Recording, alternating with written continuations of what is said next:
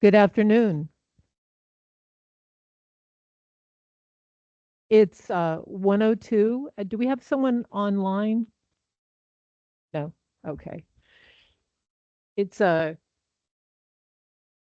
minutes after 1 o'clock, so I'm going to call the September 9th, 2024 meeting of ENRAC to order. It appears we have a quorum, but shall we call the roll, please?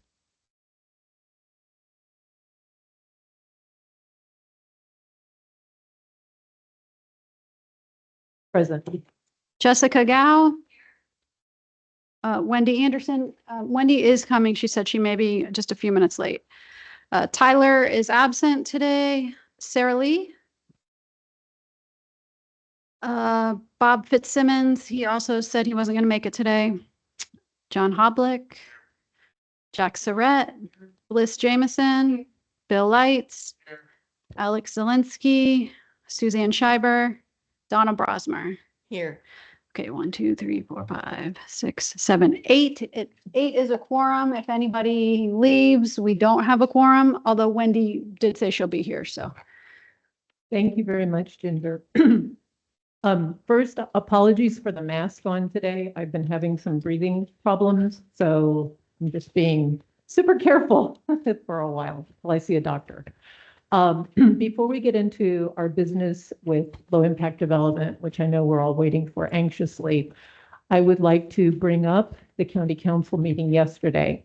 The item that was on the agenda was the reappointment or appointment of members to this committee.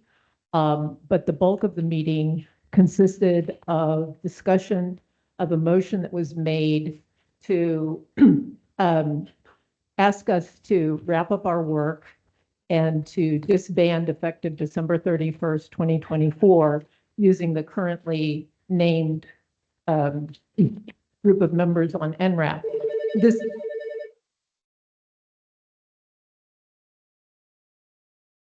Okay, so I made my first point. This was an unagended vote, so the public and we had no way of knowing that that would be a discussion that would ensue. And the discussion was very illuminating if you go back and watch it, because clearly there is tremendous confusion about why ENRAC was constituted, what the benefit is of the way in which we work, as torturous as it is, or about the composition of the committee with diverse representation. And that brings me to something that I would like some resolution on. By the resolution that formed this committee, there is a regulation. We are required by law to submit our yearly work plan and to submit our yearly report, our annual report on our work. The annual report portion, and we've had it ready since the beginning of this year. Thank you, Sarah Lee Morrissey. We were scheduled to have that reported to the council some months ago, and that was tabled. It has not been rescheduled. And the work plan portion is important because the original work plan was set by the previous county council based upon citizen concerns that had been raised over time. But this council has asked us to pretty much focus on stormwater, which is what we've been doing most recently. But that is not the same thing as having a clearly stated work plan for the year, in my view, a clearly stated work plan. And so we don't spin our wheels on things that they have no intention of taking a vote upon. So I'm looking for feedback, guidance, some way to gain clarity on this situation, because there are very good people on this committee. It's been a great pleasure to work with them. And we are indeed spending a great deal of our personal time to do what we believe is a beneficial piece of work for our fellow citizens in our county. Thank you.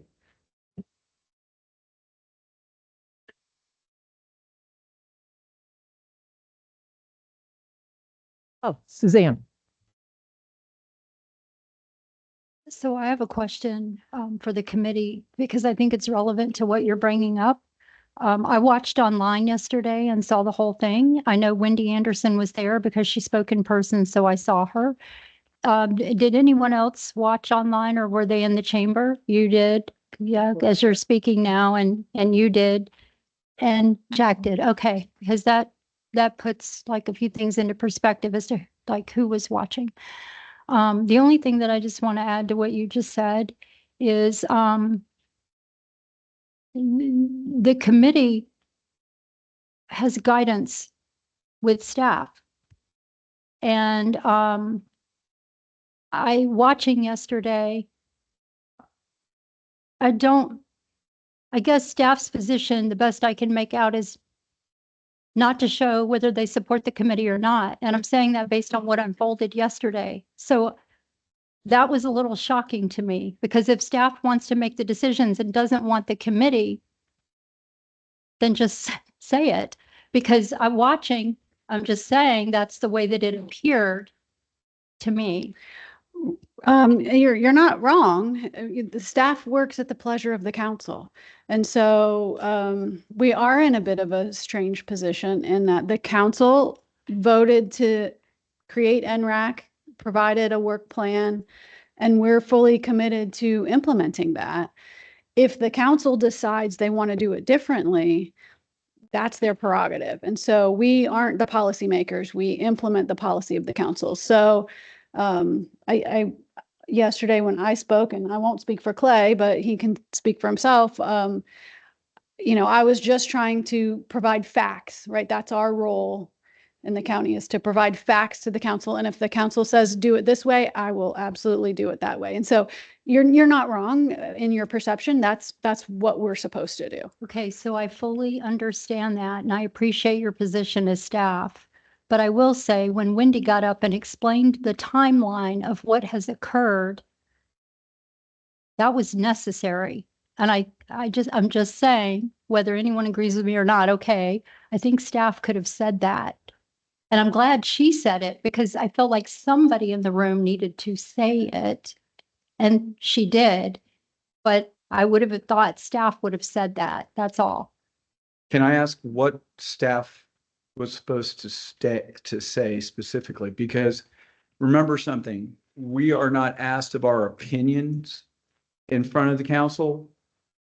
And I did reflect that the ENRAC committee did take up stormwater, and there were recommendations that were approved by this committee.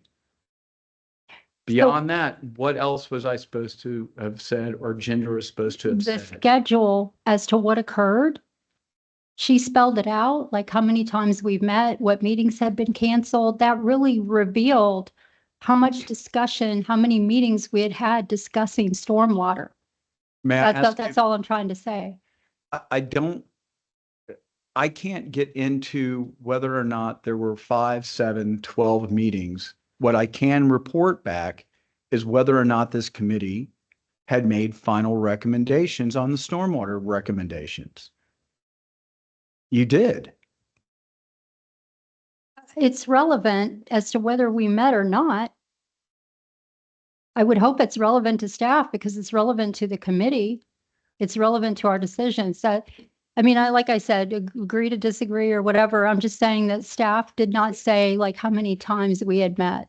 I'm going to let it go at that. I do recall that both Ginger and I have indicated that this committee was committed and that we'd had good discussions on a variety of different recommendations, and that we had made it through a large part of the work program that had been previously identified. We as staff are facing the same situation in the committee, in that our sitting county council is not the same county council that established this organization. And what they directed to us and to this committee was stop and wrap up what you're doing, work into stormwater, come up with recommendations on stormwater, and then we'll take it from there. I have to tell you that yesterday, staff did not expect the discussion that occurred yesterday. We were trying to figure out what's going to happen with the committee and who was going to be on it, plain and simple. Beyond that, everything that came to us was a complete surprise as well.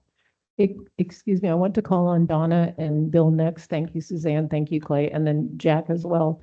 But I just want to bring us back that a large amount of the discussion we're having now, before we devolve into any kind of finger pointing, would be cured by having an approved, making a presentation of a work I'm plan. sorry, but I don't think that was finger pointing. So please, I'm try, I don't want anyone reading into what I'm saying. I was literally just talking because I watched and you called on me and I point gave taken, my point opinion. taken.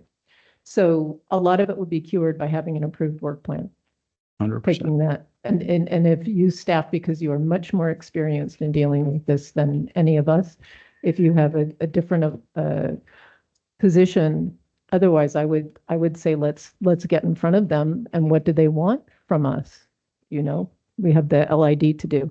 Donna, you were next. I may be misunderstanding the question here, but I think it's a common misconception that staff of any advisory committee is supposed to run things, and they don't. The committee takes its direction from the governing body, from whoever the elected body, and staff provides support. I will share one of my favorite little anecdotes that kind of makes that point.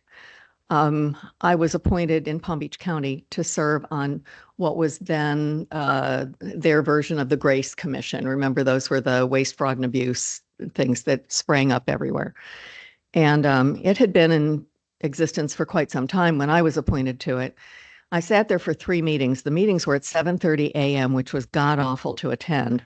And so I was there against my will as it was. But the only thing that was happening was that at each meeting, a department head would come in, make a report. There would be a chance to ask questions. No one asked any. We would all say thank you, and the person would leave. And after 3 meetings, I finally said, "What are we doing here? We aren't asking any questions. We're not evaluating anything. We take a report, they leave. I don't see the point."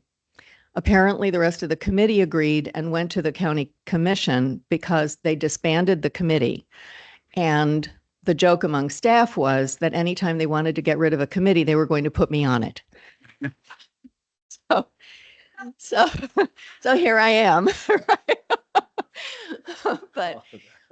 But I just bring that out because I do think it's a misunderstanding about sort of not the pecking order exactly, but yes. And so we are the ones who are supposed to provide information, and staff provides support to us. And I just wanted to clarify that point. Thank you. I think next was Bill. Oh, Jack, and then Bill. Yeah, I had the pleasure of watching the meeting, and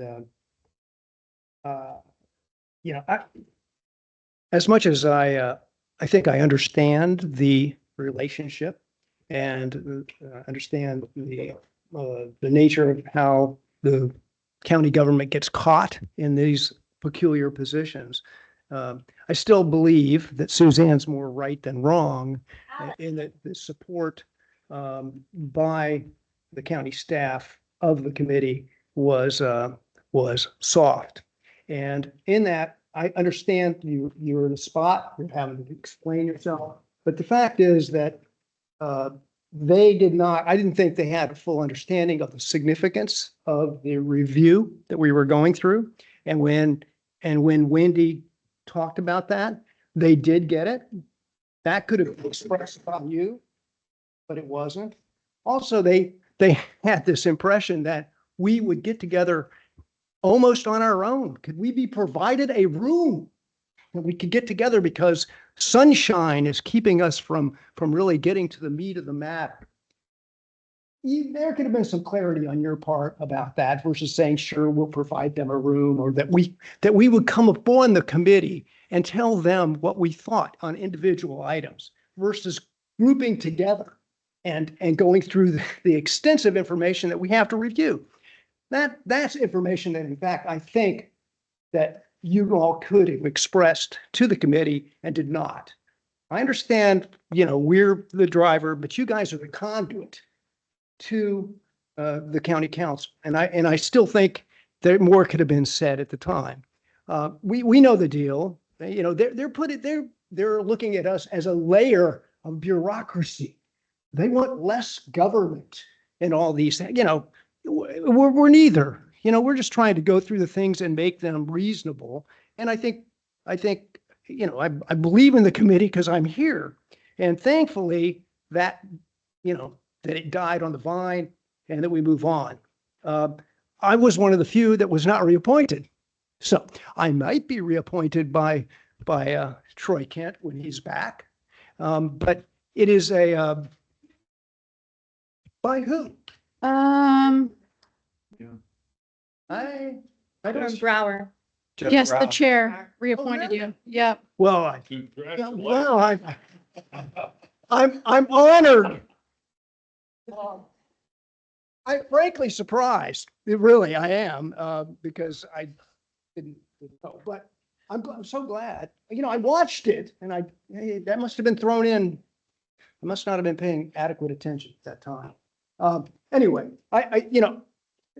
to me, I think we continue on. I think our days are numbered, frankly, particularly once we go through the election and all that. If there are different players, they may very well just say, hey, that ENRAC group, that's really more government and cast it off. And if that's the case, so be it. We'll all find other things to do. But I think our heart is in the right place. I think we're doing the right things. And I think we're, an appropriate committee for what is, as I see it, one of the biggest issues within the county, which is development around environmental causes. So that's my 2 cents. And, I appreciate Wendy because I'm convinced had Wendy not said that, the trick would have been with Reinhardt alone. And had he gone the other way, this committee would be done come the first of the year. Bill, and then John, and then So I did not watch it. Did I get? Okay. And what does that mean? No, listen.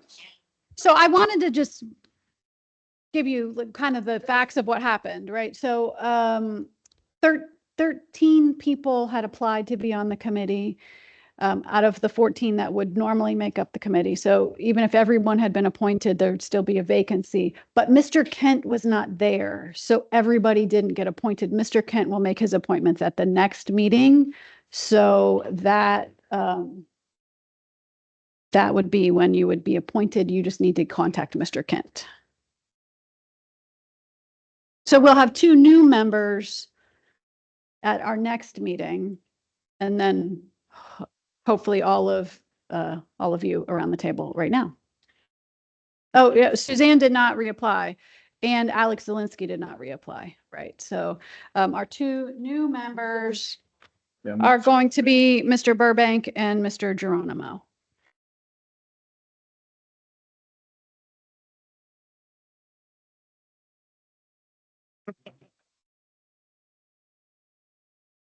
Okay, so then the next, I did not watch it.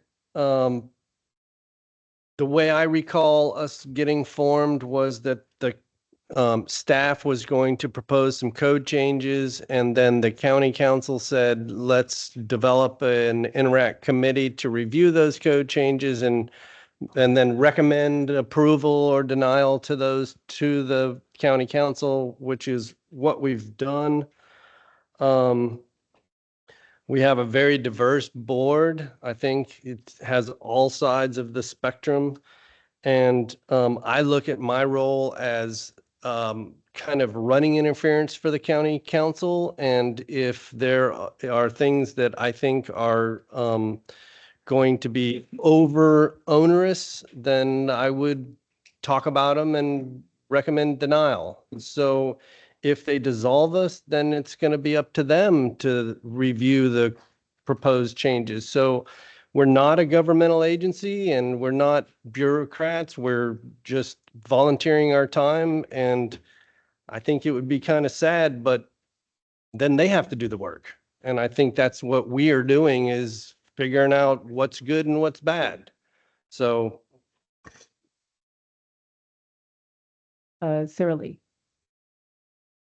Yep, Oh, I took it down because yeah, I got thought the you nod. chickened out. You Yeah. have the nod, I got the nod. then Sarah Lee. So I'll be quick. Served on this for 2 years and we've done a lot of hard work. And you're right, Bill. It was at the command of the council to lay down our work plan for us. And we've done that. We've committed to that. I think really what is up to us, not staff, but if it's up to us, whether this committee survives or not is that hopefully you have a relationship with your council member. And that discussion should be on the sideline between now and the next time they meet, because if they're going to appoint Bill, they're going to bring this subject back up. It might even be an agenda item next time, or at the next meeting. So I would encourage everybody, if you find value in this committee, then express it to your representative. And if you don't, then express that too. But I think that's the way you convince the council members that this is a good thing or a bad.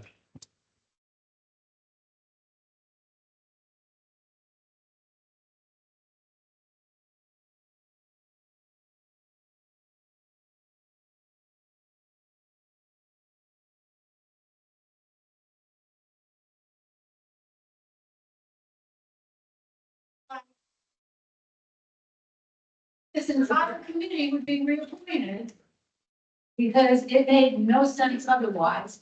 And we have already gone through this sort of a conversation. So yeah, I am disgusted in listening to this.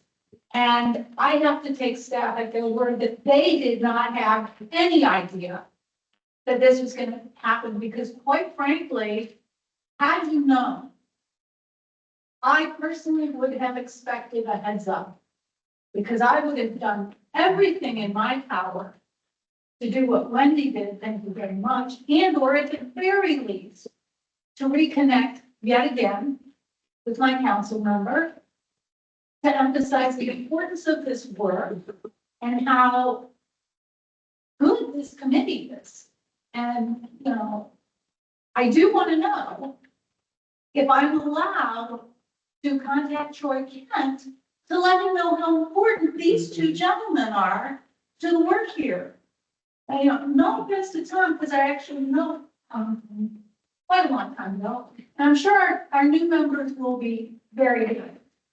But if we really believe in this work, which I have to believe those of us who dedicate our time to this,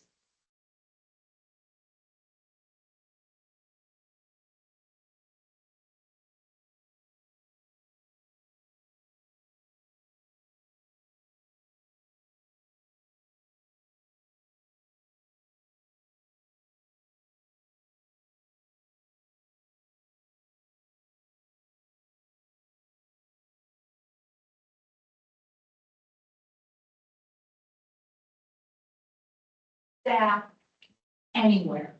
I don't.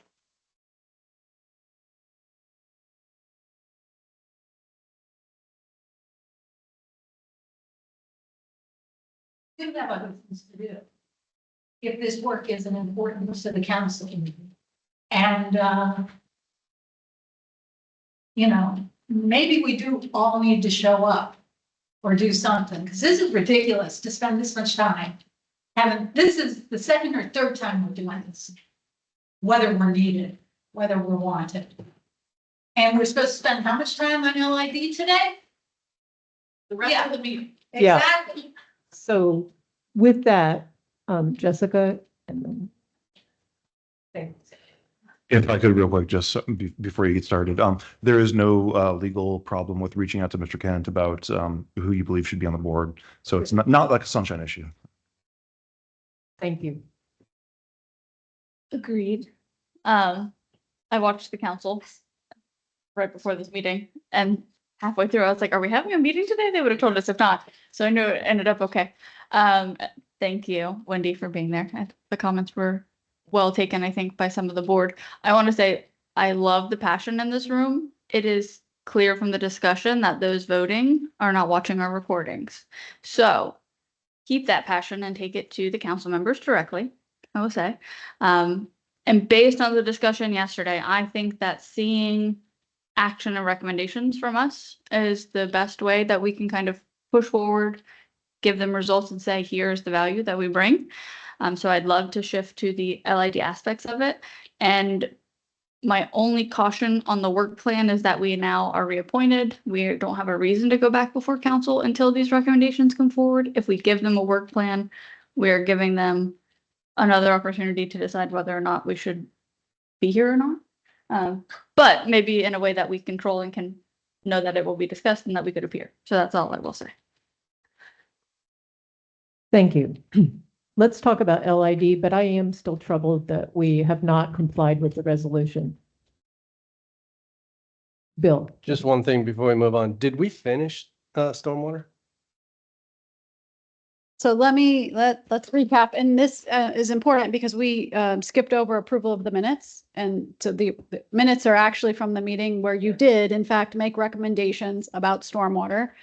And now what is expected is that the development engineering staff will take those recommendations that you made in the July meeting and come back with actual, proposed ordinance language. So you're done for the moment on that topic. And we'll need to get back to minutes. And then for the rest of today's meeting, the plan is to talk about low impact development. And Samantha has a PowerPoint that she's going to go through with that summarizes all of the voluminous information that you've been provided, I guess for about a month now. And a couple of, and I feel like I'm jumping around. I have a couple of things for you on LID, but just to recap on yesterday's council meeting. So what happened in the end was everybody, so Suzanne and Alex decided not to reapply for the committee. So this is going to be Suzanne's last meeting. Alex isn't here, so we won't see him again. Mr. Burbank and Mr. Geronimo had applied and are now going to be on the committee and will reach out for a orientation. So a new member orientation. And at our next meeting, because we'll have new members. Oh, and since Mr. Kent wasn't there, we have 12 members appointed right now. Mr. Kent has the opportunity to appoint 2 people. There's only one other person on the list, and that's you, Bill. No one else has applied. So we'll need to maybe reach out and get applicants. Jack's on. He's good. Yeah, Jack's good. Again, I'm surprised, but I'm glad. Yeah. So that's what'll happen at the next council meeting. Mr. Kent will appoint his 1 or 2 if we have more applicants, folks, and then we'll all meet that for, in October, and we'll have sort of an organizational meeting, right? Do we want to keep meeting on the same days? Do we, and we'll have to vote for a chair and a vice chair, right? So we're going to do that at the next meeting. Hopefully today, I'll stop talking and hopefully we're going to get through all of the LID stuff that Sam has. It's a lot. So we're going to try to go kind of fast, not to, hold down any discussion or anything, but just to sort of frame everything so we can get some decisions made. And I have 2 things if you're interested. Tyler couldn't be here today, so he sent us late last night some notes.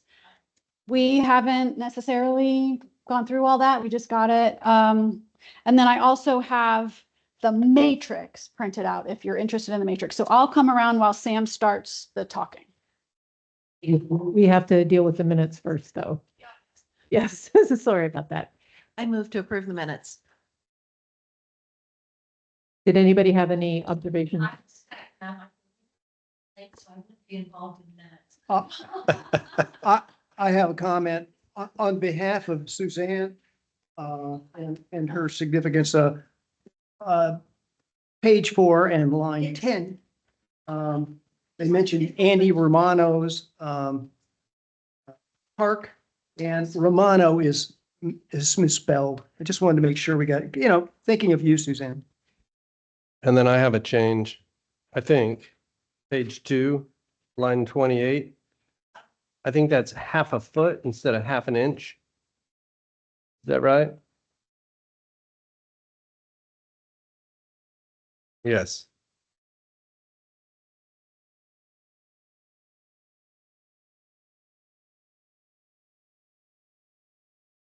What page line? page 2, lines 28. It says to allow for a half-inch margin in there, but it should Yeah, be a half foot. yeah, with the 6 inches. Right. Anything else, Bill? Jack, you're good. I actually pulled this early. You know, I'm so proud of all of you. No, Yeah. I do more than that. So,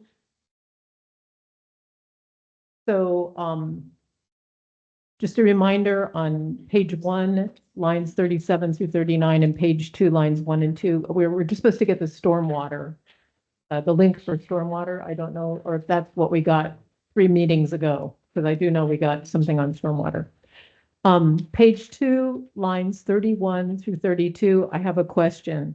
It reads, he, meaning Todd Casbier, noted that the safety factor could be applied for a trial period with the metric being post-implementation flood and the results prior to implementation.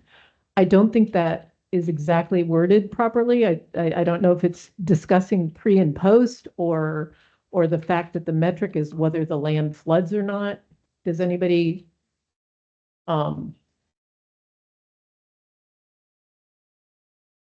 yes. The part where it says metric being post-implementation flood and the results prior to implementation.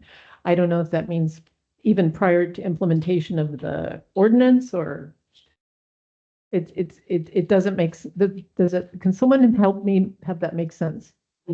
It looks to me like he's saying,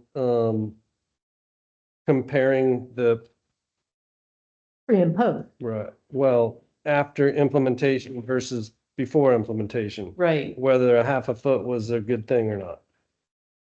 We can go back and I listen. might, yeah, or suggest, yeah. And on page 3, line 25, stormwater pond located on site and addressed design storm. I don't think the descriptor for storm is design. Or is it? Okay, thank you. I didn't know that terminology. And then I wasn't clear on page 4, line 16, 17. Discussion ensued regarding exploration of redevelopment standards, creating a balanced approach, and reflects a decrease in regulations and the community's desire to make redevelopment easier. I think the gist is, are we saying, so we discussed redevelopment standards, focusing on a balanced approach, yes, and reflects a decrease in regulations. The discussion reflected a decrease in regulations. Yeah, for redevelopment, that's what. we would Okay, agree thank to. you. Yes. That's right. Okay, good. That's it.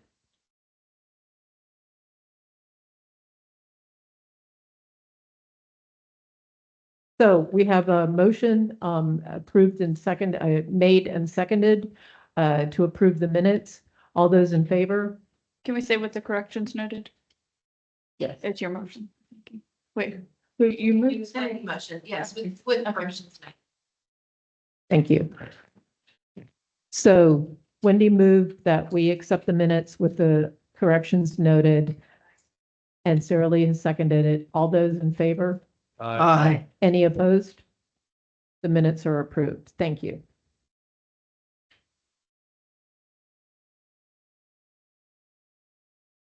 Okay.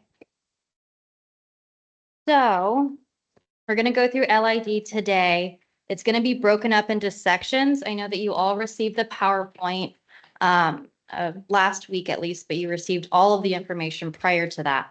So we're going to go through each of the deliverables today. We're going to stop at the end of each section.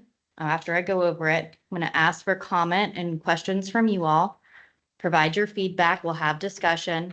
After you're done with your discussion, I'll ask the public if they have any questions. Anyone from the public, if you have questions or comments, there are comment cards up front over here.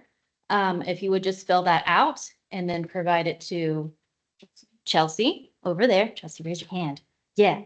Okay. And then we'll be able to take your comments or questions as well. All right. So we're going to get started. right, we're just gonna go over the milestones we have.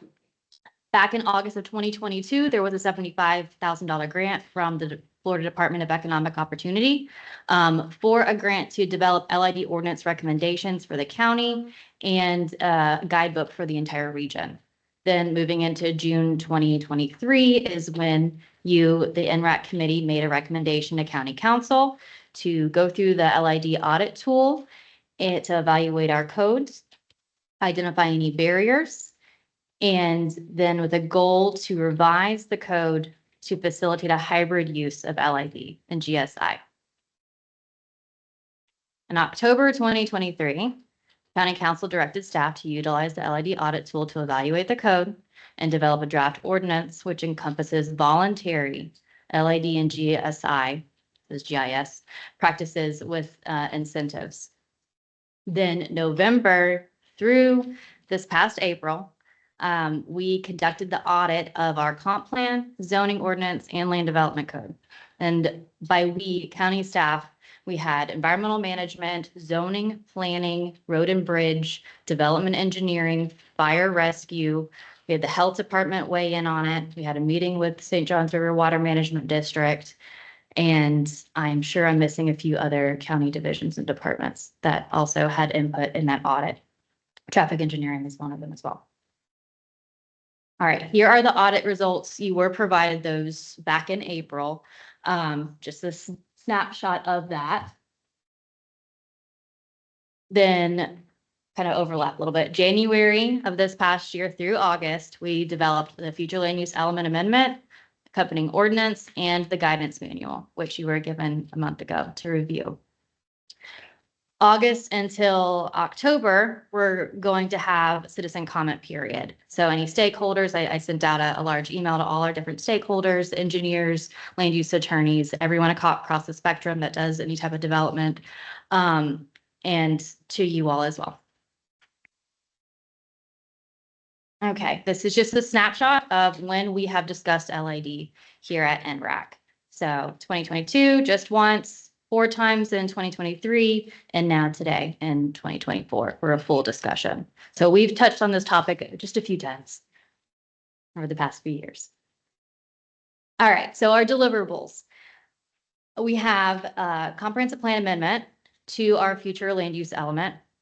We have 3 different Chapter 72 land planning amendments. That's one in our Article 1, definitions and interpretation. Article 2 for our zoning ordinance, and then Article 3, which is our land development regulations. And then we also have an accompanying LID guidance manual to go with it. How these are broken down is, we'll see as we go through today, but you all know comprehensive plan policies, that's our overriding goals, objectives, and policies. Then we develop our regulations, which are within Chapter 72.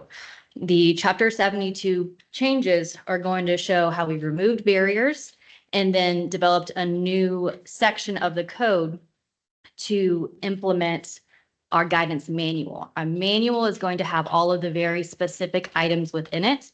The manual itself can be updated regularly by staff in order to change, because there are new ideas, new innovative policies that have happened for LID. So that's changeable, which is a great thing for local government so that we can change it as the tides change, right? Okay, now specifics into our deliverables. For the future land use element amendment, these are all the changes that occurred.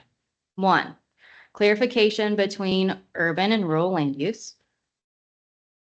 We allow conservation subdivisions within urban residential land use designations.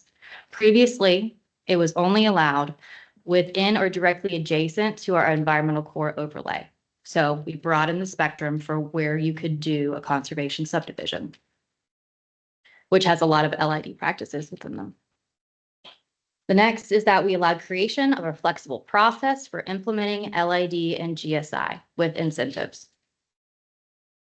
We restricted clustering to urban low intensity and urban medium intensity land use designations with central utilities. So it's very important that it has central utilities, because we want to cluster all of those, right? To leave areas large enough to have conservation areas and such. Excuse me, does that include sanitary sewer versus septic system? Correct. Thank you. All right. Then we allow density bonuses within urban low intensity and urban medium intensity. So currently, the maximum urban low is 4 dwelling units per acre. We allowed them to get up to 6 dwelling units per acre. The current max for urban medium is 8 dwelling units per acre. We have a proposed max of 12 dwelling units per acre. Yes.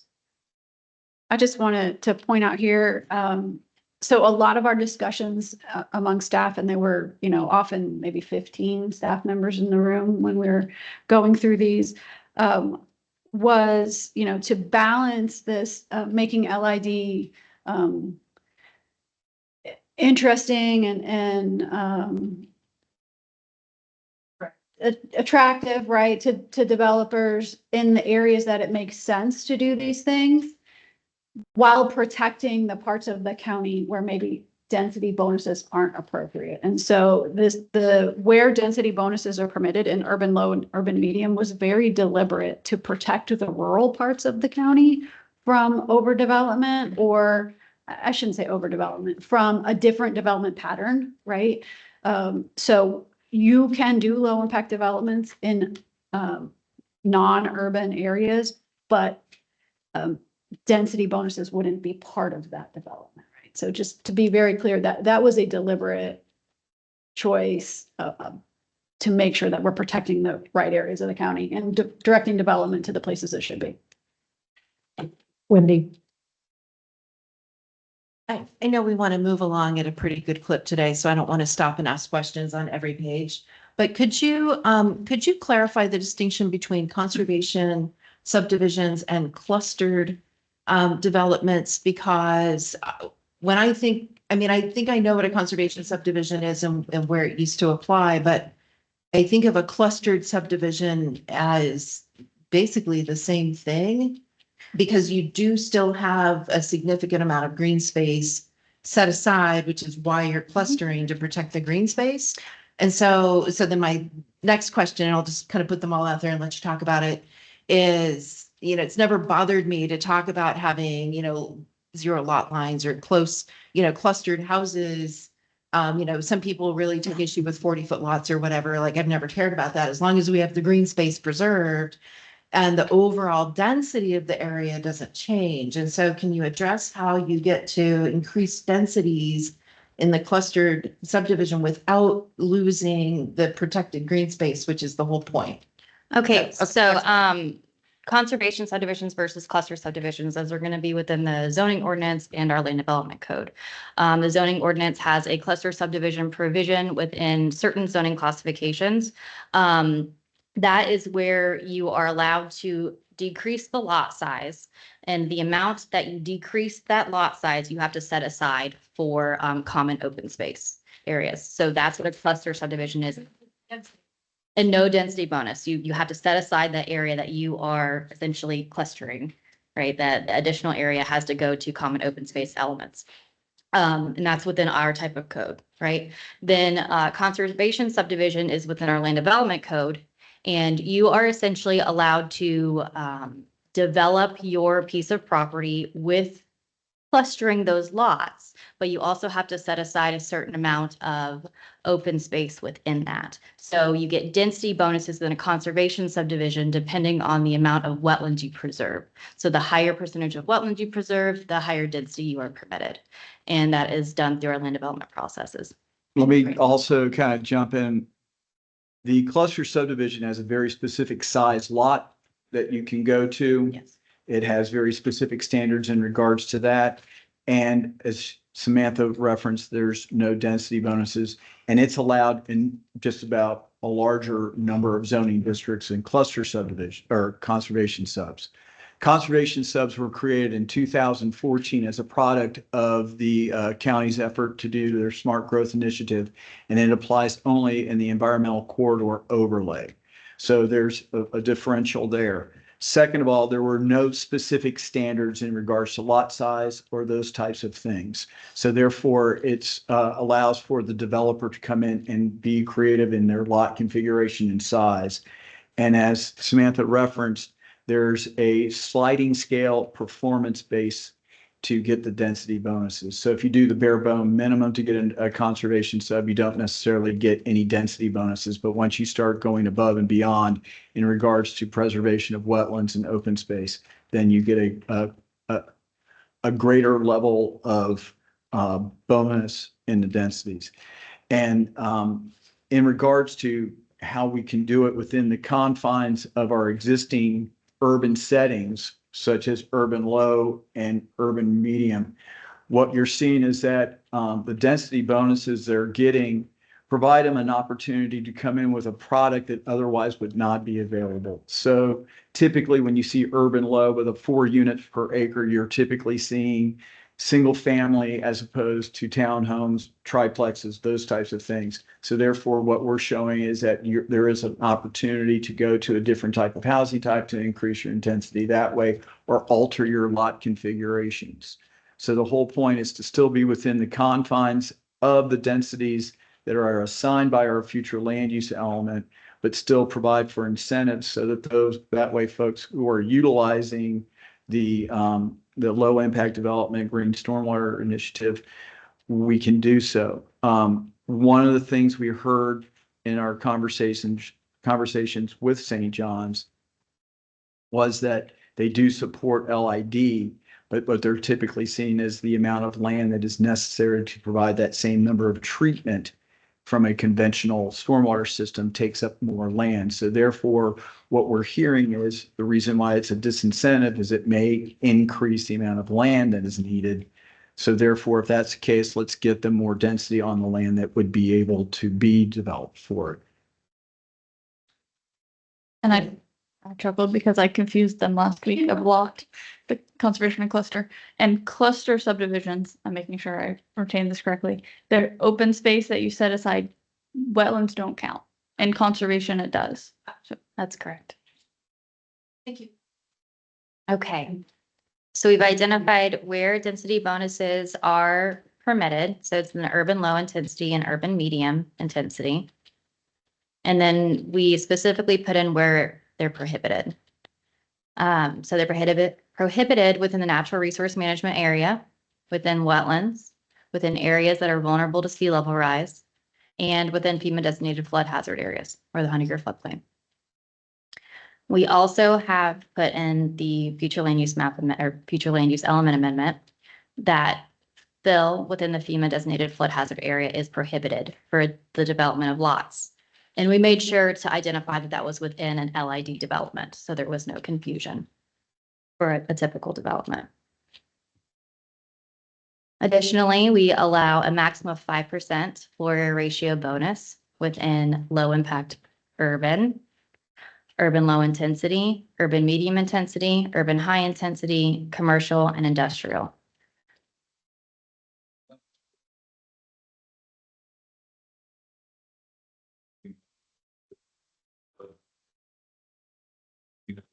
Past 10 years, we've seen FEMA change those, as flood areas. Are there buffers to this as well, or is this just flat, whatever the line FEMA draws, that's what we live by? A line drawn by FEMA. So it's a definitive line with no buffer. That's correct. I just want to provide a quick editorial in regards to what FEMA is doing right now. I can tell you that they are coming in, and due to the extensive storms and responses that they've had to come, they are really putting the pressure on local governments to step up in their enforcement of floodplain regulations. We have currently a specific division which identifies that. We're lucky in that we are, I would say, doing a good job of it. But I can tell you this much, that over the next several years, everything we're hearing coming out of Washington and Atlanta, which is the local office that we deal with, that there's going to be a heck of a lot more specific standards. So we're just anticipating that we're going to be seeing that development within the floodplain is going to be very, very restricted in that aspect. And being able to offer any kind of buffering or alternatives will create difficulties in getting and passing mustard with FEMA. Jessica. Just in case it's helpful, I ran the math because I'm bad at floor area ratios. The 5% increase is just about 2,000 square feet additional per acre. 21 something. Okay, and as we did the density bonuses, then you're allowed to have floor area ratio. So we did density and then intensity. So this is for commercial industrial development, right? And I do have to say that the low impact urban, I have to double check. I feel like staff may have removed that from an intensity bonus section. So it is tentative at the moment. And the last thing we did within the future land use element is that we added associated definitions and acronyms for low impact development and things of that sort. So that concludes the future land use element amendments that we have proposed. Now I want to open it up for questions and discussions from you all. If there is any. I'm opening my notes.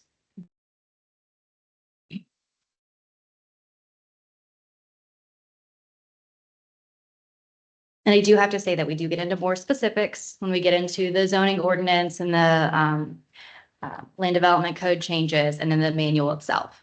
Okay, so that's, I'm sorry, so that's what I was thinking about, and I was gonna wait, but I'll just ask. You know, on the prohibition in wetlands, what I was thinking about was a quarter acre, just for the sake of the example. If a quarter acre of a wetland fell in the area, and the land development code allow for that, even though it's prohibited in the land use element. So just to be clear, so this isn't about the wetland ordinance and whether or not you can impact a wetland. This is, should you be granted density, extra density for acres of your property that are wetlands? So what this is saying is if you have 10 acres of wetlands and you're trying to figure out what your density is, you don't get to count that 10 acres to get more units.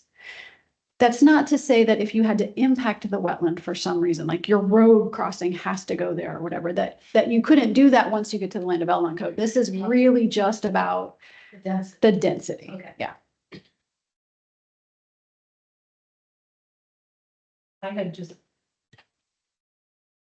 Most of the questions I had got answered in the presentation, but just sort of a sticky wicket here on wording. Lines 19, 20, 21, 22, SG 2.1.3.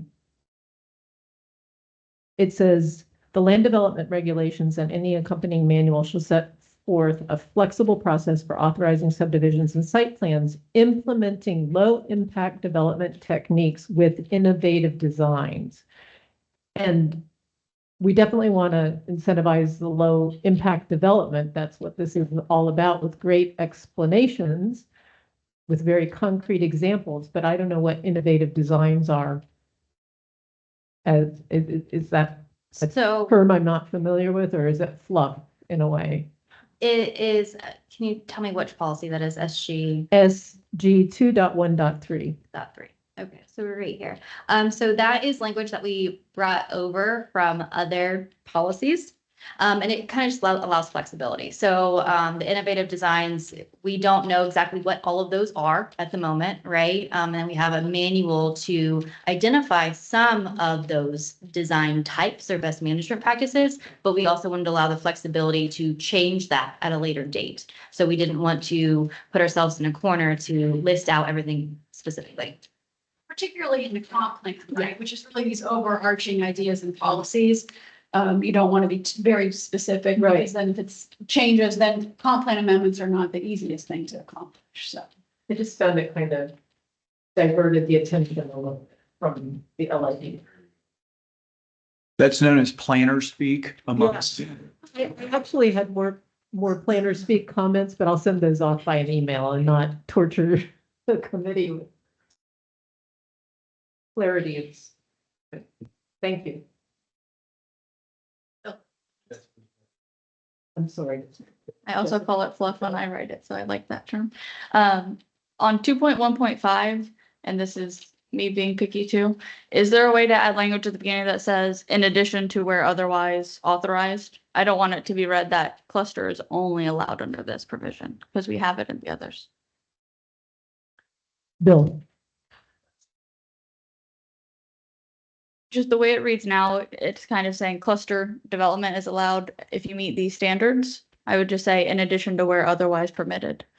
So that there's like the LID cluster and the normal. Yeah, you know, add language, clarifying language like that.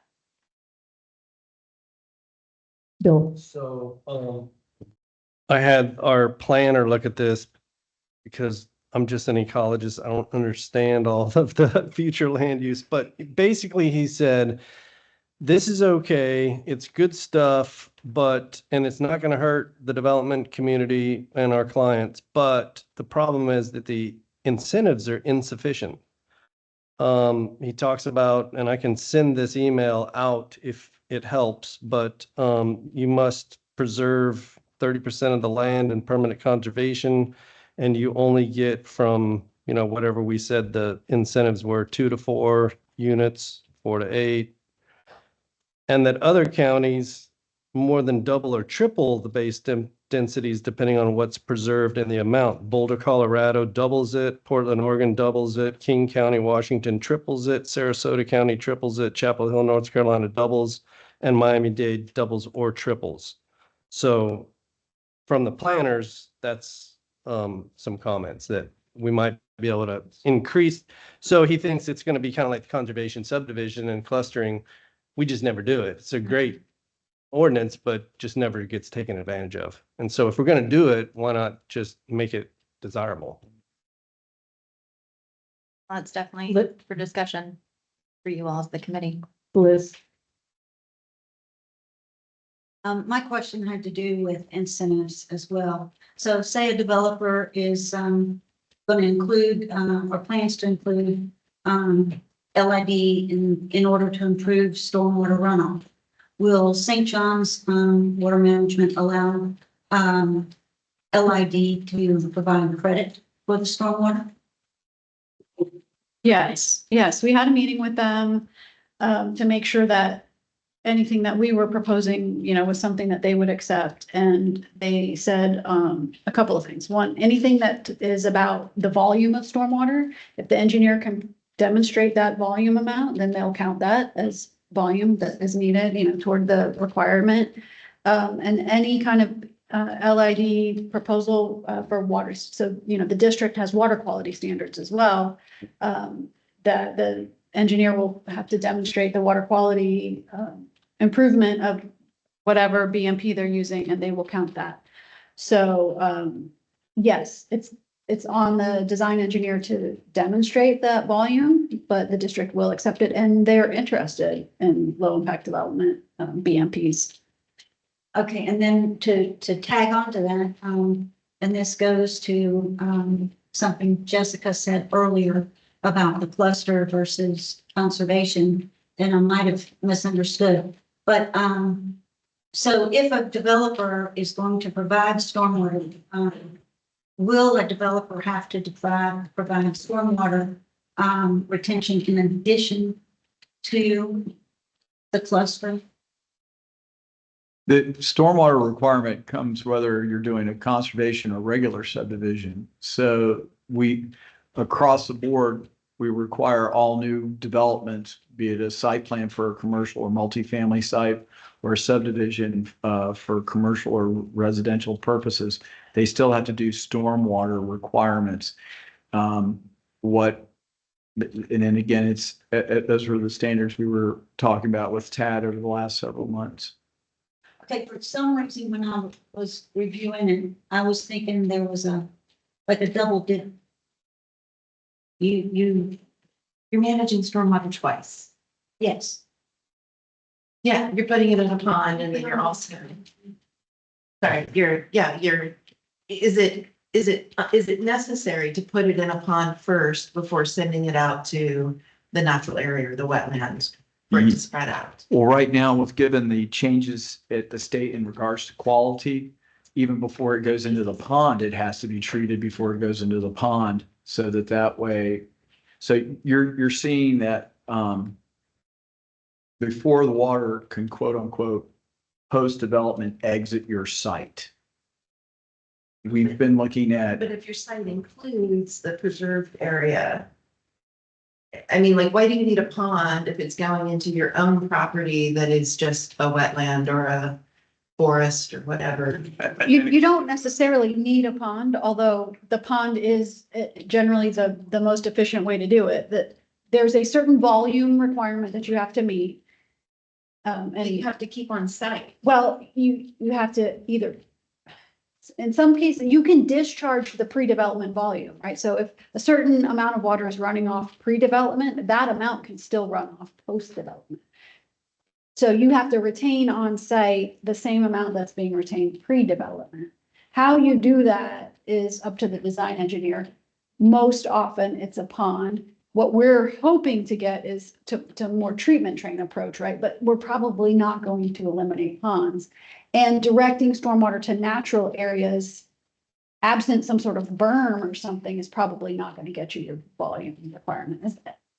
I'm not sure that was the question. All right, I'll try to articulate it in a different way. Okay. If the developer is providing stormwater retention, do they then have to provide additional retention for LID?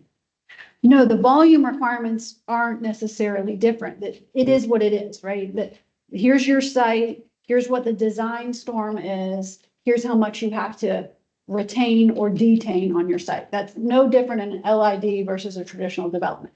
The difference is in how you meet that standard. So if I have to retain X amount of water, do I do it all in a big fat pond?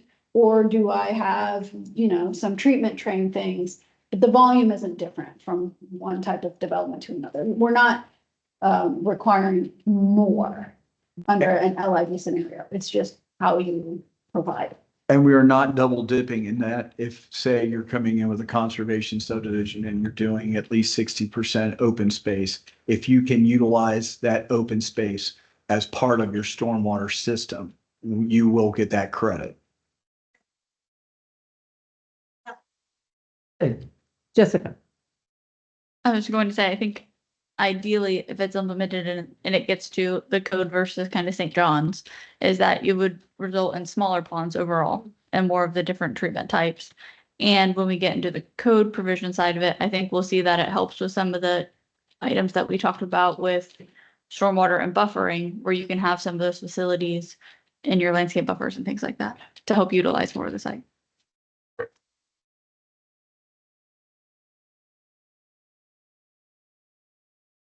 All right, any additional discussion from the committee on the future land use element amendments? Oh, Fairly. I'm not ready to discuss it so much, but I think I'd like to echo Bill's comment about density. Oops, I'm sorry. I think we may want to talk about that because I tend to agree that what we're proposing may not be enough of an incentive to do what we're trying to get people to do. So not wanting to sidetrack us right at the moment about it, but want to just say, I think Yeah, so it's up to the committee, but when we get to sort of the matrix and, the different incentives, are you growling? I would prefer the discussion to occur now so that we can move on to the next thing with the chapter 72 requirements, because this is the overarching policies, right? So if we want to have it larger, then I think the discussion should occur now. And then make a motion and then finish the land use. Okay, this was a popular question. I've lost track of I was where. just gonna make the motion. So I make the motion to double the existing density as the incentive, just to get the conversation going. So for clarifications, that would mean in the urban low, that if you did that, the maximum would go from 6 to 8 dwelling units per acre, and the urban medium would go from 8 to 16 dwelling units per acre.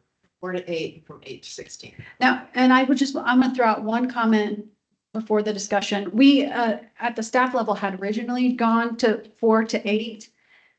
The comment we got from the planners, just so you know, is that when you get to 8 dwelling units per acre, it gets you to a new future land use category, which is urban medium. So see, urban medium starts at 8.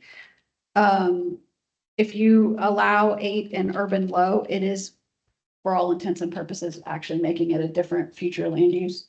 I just throw that out. So that was part of the discussion that we had internally. Not that you can't do it, just I wanted you guys to hear that. Can we make it less than 8, the less than symbol?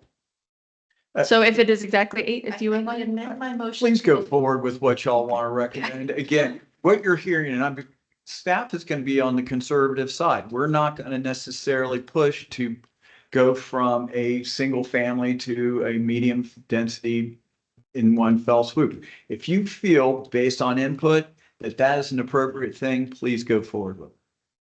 I would amend my motion to go up to 7 to stay within the ULI. And then to go, what's urban high intensity? What's? 12 is then you go to urban highs up at 20, a maximum of. So -1 from the maximum for each. Well, let's double check, because I know. But if we're making these rules up, why not just get what we want? That's what you're saying. That's where I'm landing. So why don't we propose triple and see where that goes? Well, but to Samantha and Ginger's point, like we already have these categories, and so maybe what we're trying to do is just sort of expand what the categories entail. Yep. Without bumping into the next category, so. Redefine the categories. I don't think we're trying to get people to ask for land use changes, because that creates a whole different process with its own issues. So I don't think that's certainly not what I was advocating, but and I don't know what the maximum allowed today in urban medium intensity is. I can tell you right now, urban medium dense intensity allows up to a maximum of 8 dwelling units per acre. Urban high intensity goes from 8 to 20. Okay, so we're already allowing, I mean, the proposal already allows for a density increase within the same category. Okay, so that's what you were saying. All right, so then I'm back to the original motion. Just double. Go from, in urban low, you're allowed to go from 4 up to 8. And in urban medium, from 8 up to 16. But then are we back? Then we're back. You were already pushing past the. Staying in low. No, because urban low goes up to 4 units per acre. Correct. Oh, But urban back to medium the starts at- original point here. Yes. We are not giving enough density, in my opinion, here as a bonus to get people to do this. And we already know we're not getting people to do this. So if we really want people to do this, we got to do something different. And Just to clarify for the record, even with the recommendation of 6 units, you were pushing out of urban low into urban medium. And even with the 8 units into 12, you were pushing into the urban high. So if you feel like doubling it, it will still be the same impact in regards to progression into the next land use. Yeah, is that a? well, okay, No. so I hear you and I'm understanding you, but you all proposed something that was already doing that, Correct. That's what I'm right? saying. So It's apples to apples. So If you want to do it, do it. If you- Thank you for that clarification. We have a motion on the floor to double each of the incentives, correct? I second it. Wait, Donna got there first. Okay. Thank you, both of you. Any discussion, any additional discussion? Mr. Hoblet. I guess my question is, under the auspices of low impact development, by doubling these numbers, is that really low impact development? And I guess I'm trying to be conservative here in my mind. We're trying to improve the rural communities and even the urban communities by low impacts. And here we are talking about forget the low, let's add high. And it's, I don't know what the science says, what it is, but to me, you would think there would be some science behind what's low impact and what's high density. We were directed by council to make sure we had an incentivized approach to LID. Sure, cut taxes, do something different besides the, the density. Okay, just one quick clarification. When we say low impact development, it's pertaining not necessarily to the densities or those, it's the development form and how much of the site is being impacted by new development. So when you say low impact development, that means instead of having 10 acres with 10 individual single family homes with upwards of 60% impervious area, you concentrate it onto say 3 acres where all that's impervious. And so now the 7 acres has greater pervious area than it does, and it follows more the natural drainage in regards to soils and the grading and the overall impact. And I guess my rebuttal to that would be, is that sustainable on 10 acres of land? To double the density? To cluster. The cluster. It's being, Well, and it would be a theoretical maximum, right? So what would be being said is, you could get to a maximum of some number. You would still have to do all of the things that qualify you as a low impact development, right? You have to do 4 of the site design things. You have to do 2 of the BMP things. You may or may not ever reach the theoretical maximum, which then makes the density bonus, kind of moot, I guess. But at least it's that theoretical maximum, right? So if you can cluster, if you can go up stories or whatever, then maybe you could get to a higher density. That was just. just a valid point. Yeah, and to that question, I mean, when we say low impact development, we're talking in the structure of stormwater, right? Green stormwater infrastructure. So it doesn't change the maximum impervious allowed under that zoning district or building coverage. It's going to be a change in housing product types usually. So instead of doing 10 single families, you do 10 duplex and you cut down your footprint, or you do some multifamily or townhome product and you can cluster and save it that way. You still have to meet all of the fire, EMS, school, all of those capacity requirements to show that your impact isn't beyond what can be supported. But it's just about the site configuration. Clay, did you still have something on? No, I was just saying, Mr. John, are you I'm good. good, fairly? I think, Clay, the way you said that, I think is really important as you move forward with these public meetings and whatnot. Form. It is form looking at the site. Because, John's question was good because it's a little bit of a misnomer, low impact development. And you start thinking about all the services that go along with development. And now we're giving these density bonuses. It's a little bit of a oxymoron. So I think that your commentary is very important as part of an introduction to this subject matter. Okay, thank you. Right, so we Appreciate have the guidance. If there's anybody from the public that would like to speak on the motion after Bill, then this would be the time. And it's more about where the water goes. Instead of having a huge pond with a single point discharge, it's about distributing the stormwater into maybe shallower areas so it can percolate and treat and all that kind of stuff. Instead of how many units there are, you're clustering those units going up. So you have more land to treat your water and you don't have to fill as much. I think that's.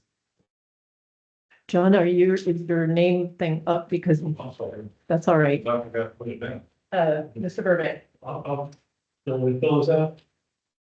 Yeah, but it needs to be on mic. Thank you, thanks. This sounds like you're almost encouraging people to go vertical. If that's the case, are you going to have accompanying changes to your land development code to allow for height difference? Because right now they're on 35 feet. That's pretty much all I had. Thank you. Good point. Any other comments from our visitors today, from the public? Bliss. I would just like to add on to what he said that, you know, if you are going to go above 35 feet, I think you would have to do it west of 95 or west of US 1 or whatever, because, or else that would be handled. If this is going to be minimum standards, it would have to, you know, have a borderline for all of your coastal communities that do not go above. They already have height restrictions. And that is a perfect discussion for our in two sections. The specific requirements for the incentives for height are listed in the manual. So if there are restrictions on that, we can definitely discuss that after the land use. Okay, so I just want to make it clear, this is unincorporated county only. These proposals. Correct. which still does contain coastal areas. We had a motion to double the incentives as they appear on this page. We had it seconded. We have had discussion. Are we ready to vote? All those in favor? Aye. Any opposed? The motion carries. Thank you.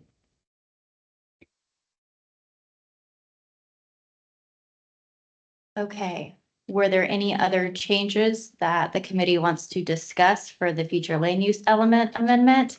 Or is the committee okay with all of the other recommendations by staff?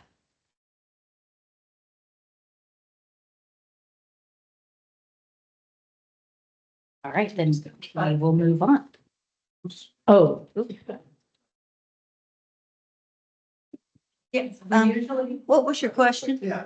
The question was if we, the committee is okay with all of the other recommended changes to the future land use element that staff has proposed, or if there was any other changes.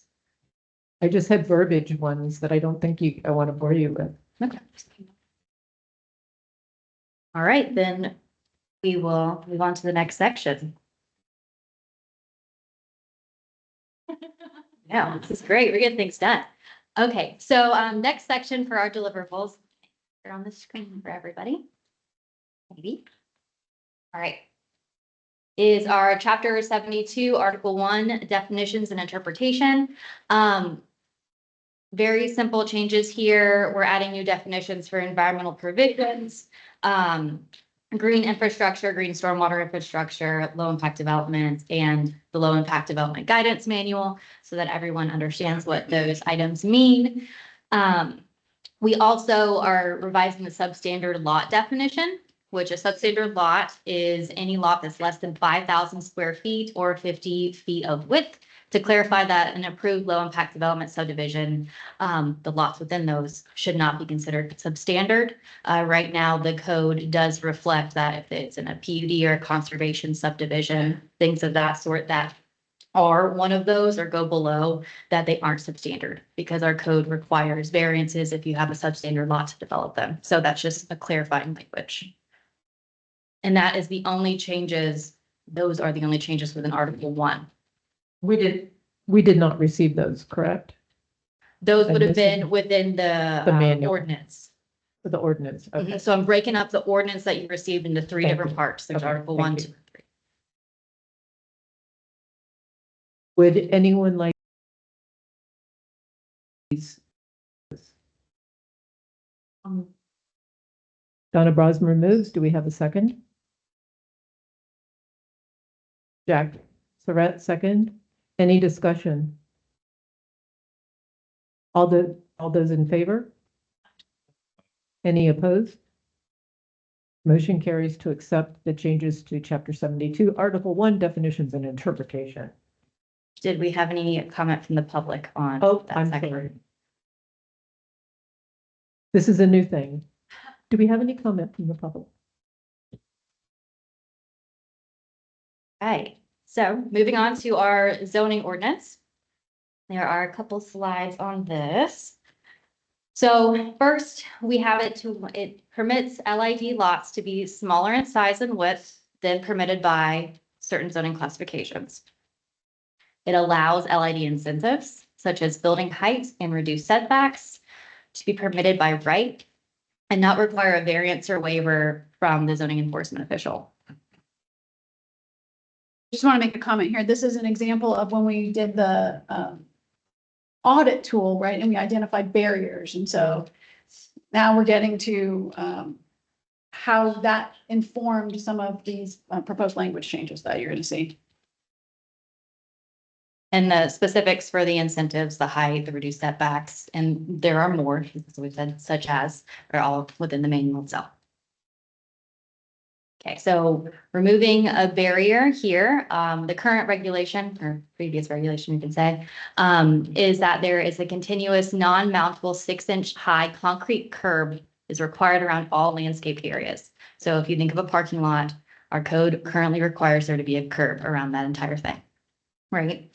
Our proposed regulation is that a protection measure is required around all landscape areas and may be designed to facilitate the use of LID for stormwater management purposes. So we are proposing a change in the code, the zoning ordinance itself, so that developments other than LID developments, anyone can now utilize landscaped islands or landscaped row-ins and parking lots and things for LID stormwater management purposes. But does not necessarily mean that they have to go through the manual itself to have a whole LID development. Anybody can use it now. So it's a removal of a barrier. So do we need motions like? I look to guidance from the folks who know what's coming. I think that once we get through the zoning section, just like we did the future land use element, then we can have open for discussion and then do it. Do the whole thing. Correct. Yes, we just had, before we had Article 1 and that was the only slide. That's why that one went a little bit faster. And now we're still in the zoning ordinance with these. Okay, so just, we're clear, we're going to go all the way through Article 2 zoning, and then we will vote at the end of that. Correct. So, thank you. All right. Another removal of barrier is that our previous regulation included specifications for the type of landscaping within an interior landscaped area. So it required a certain size tree with shrubs around it and things of that sort. Our proposed regulation allows for flexibility within those interior landscaped areas if it's being used for LID stormwater management purposes. So if you're going to be putting stormwater into a landscape island, you may not be able to put a large tree in there depending on the species, right? You may want to have wetland type plants, just depending on the soils and what have you for that specific site. So we're removing a barrier here for anyone to be able to do on any type of development site. All right, and that is all for zoning. So Jessica, followed by Sarah Lee, followed by Jack. In reviewing the landscaping changes for flexibility, is there any interaction between requirements for irrigation and use of LID?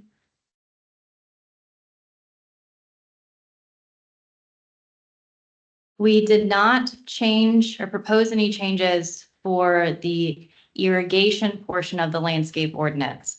However, the current portion that speaks to irrigation does allow for flexibility as approved by the zoning enforcement official. We can add language in there to clarify that if it's LID, that there's more flexibility. If there's stormwater running into it, you wouldn't have to have More irrigation. So I would recommend there being a motion to that effect. Jack, Sarah Lee, Wendy. I was wondering about what is a protection barrier other than a curb?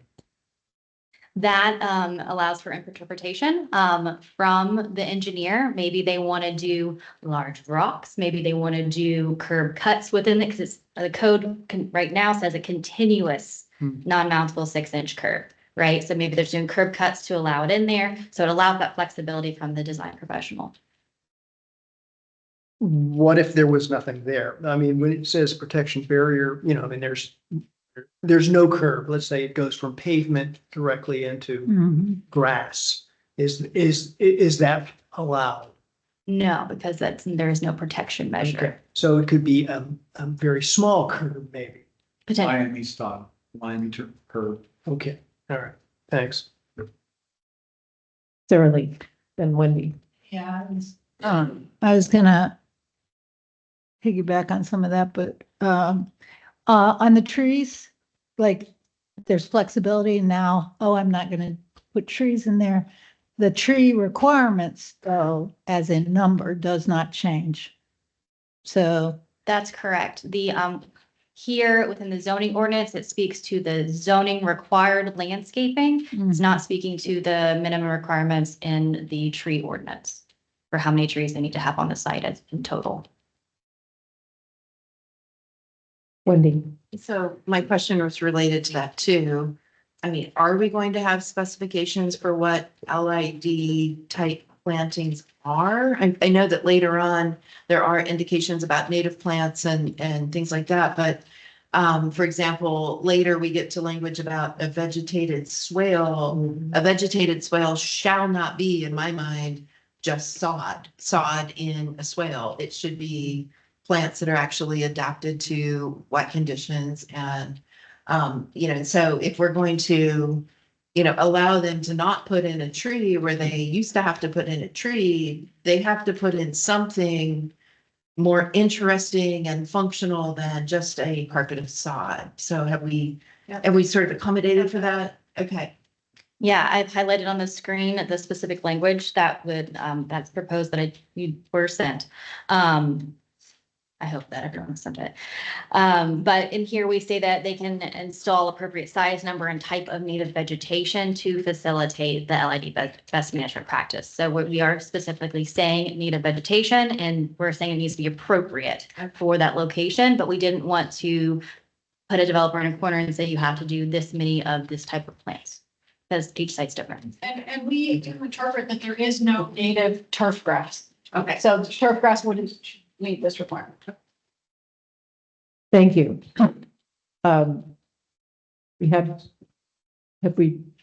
We've asked our questions. I don't believe we didn't have a motion on this yet. No, we don't have a motion, and you'll need to decide if we want to include in whatever motion that we change the irrigation language. Okay, would someone like to move that Article 2 zoning changes be approved with the modification to irrigation? Do I have a second? Do we have a second? Okay, Jessica Gao moved and Sarah Lee Morrissey seconded. Any further discussion? So the vote, all those in favor? Any opposed? The motion carries, and we are at our 2:30 traditional moment to take a biology break. No more than 10 minutes, please.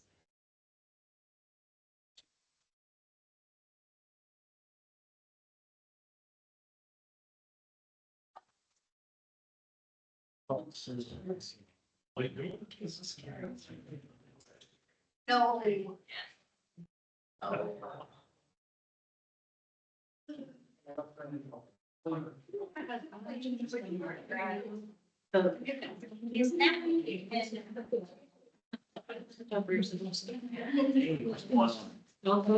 Yeah, exactly. As I said, case back from. Okay. I mean,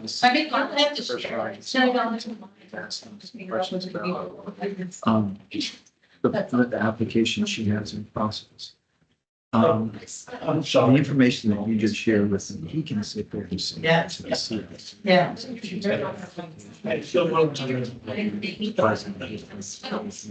Yes.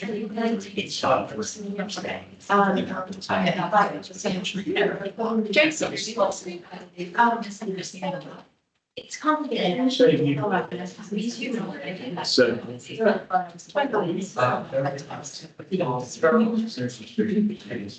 Okay. So actually, yeah, and you're just about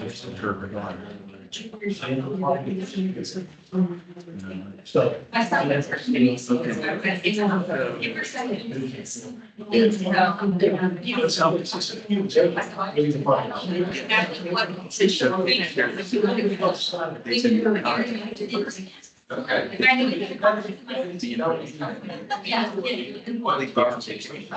Should be able to proceed.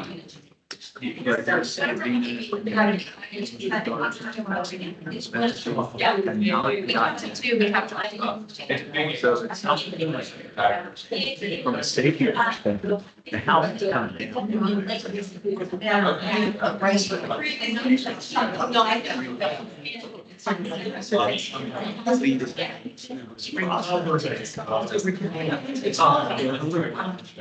Has to go out and do it. It's still apply, but then all of a sudden you take the money back. Then it costs us to do the damage. Oh, yeah. A lot of years. Yeah.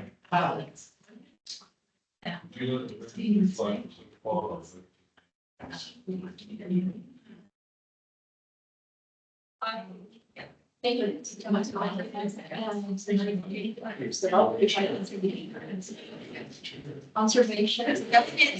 So they're all 100% stopped. That's a great point. So, let's play this scene. The CLC.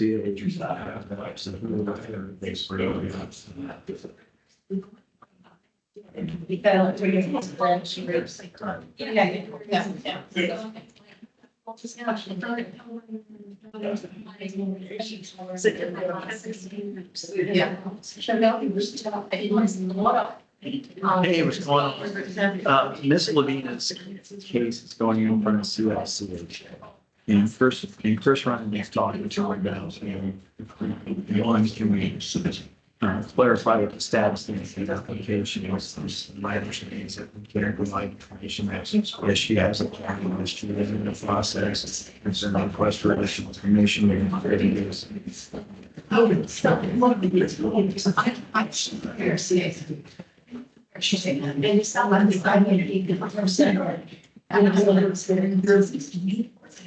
Okay.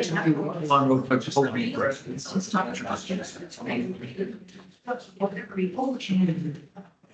Yeah. Yeah.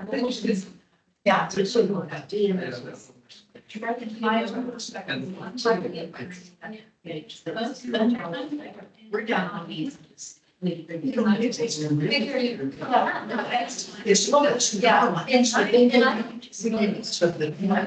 like. We're providing. You know, we're going to. Yeah. Really, it's all the. Well, it's taken. I was thinking, but once again, I'm like, oh, just, yeah. Just how was it, just wrong, my list. This is how you do that. This subject. Oh, yeah. And this is something like, I just thought, so I'm going to end up like. Yeah, well, I am definitely, to me,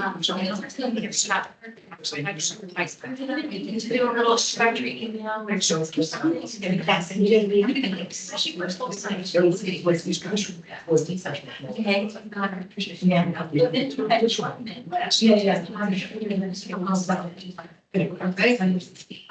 Yeah, but it's also, I go to stay with school. And so.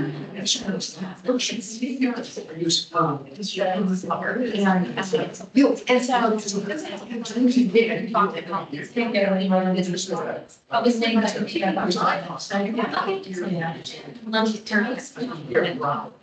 That's my job, like.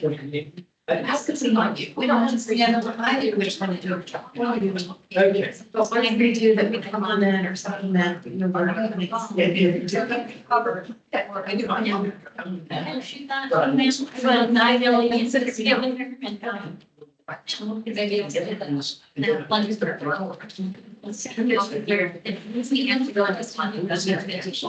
I'm working. Yeah. For the next. Yeah, well, maybe the. Maybe we're going to become kind of. Well, I don't want to say, I was here, but that. I think something that goes down to goodness. Yeah, they say you're disappointed, you heard that. Okay, I don't disagree that you heard that. I know money. It's, oh my gosh, it's so respect. I know I don't speak about it. What purpose of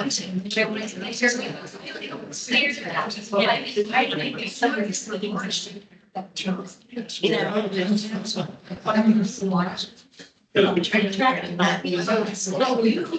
I'm the time.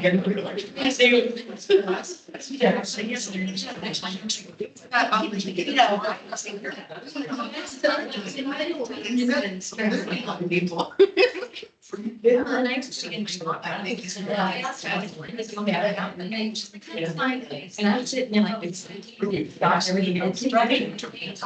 There's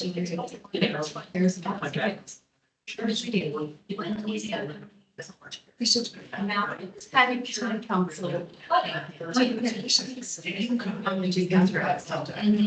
No, no, I swear. One page letter. I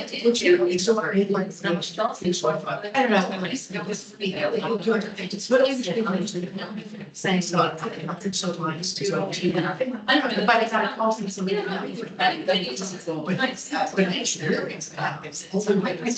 Why should I anyway? Because there's one. Jeff had told me, I get three kids. I'm gonna need that. So I'm just here, gotta make sure that kids. Yeah. But I just wanted to. But it didn't occur to me.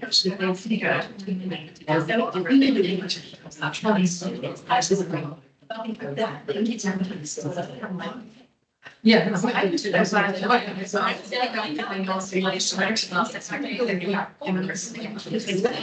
computer and do my job and, listen to what's happening here and oh, no.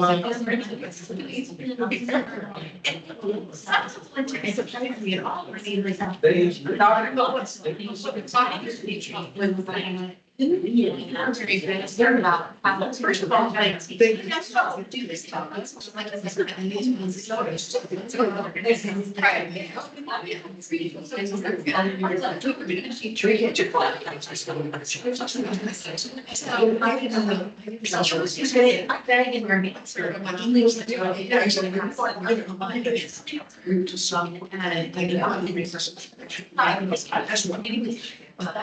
was basically, they definitely then what are the standards of these exactly what?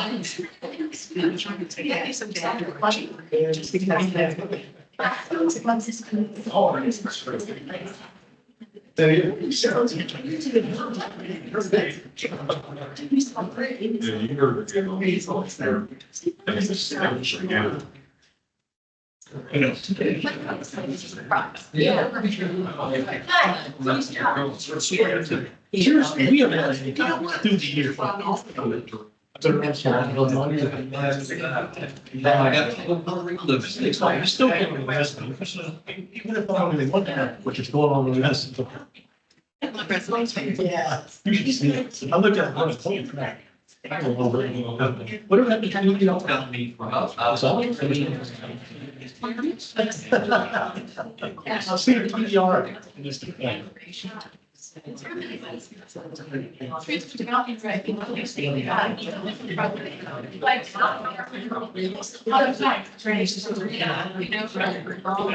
can't buy credits. I'm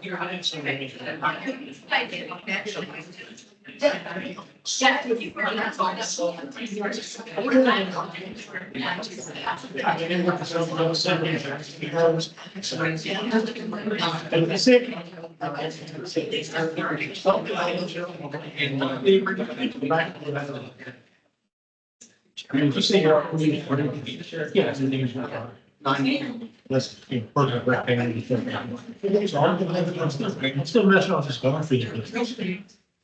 If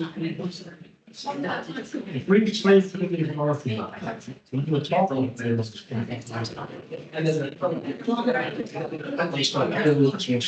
Thank you for It is 2:40, so exactly 10 minutes.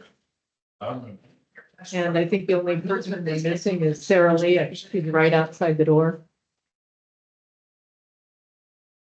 Jack, could I bother you to just stick your head out? Sarah Lee's in the hallway. Sure. Thank you.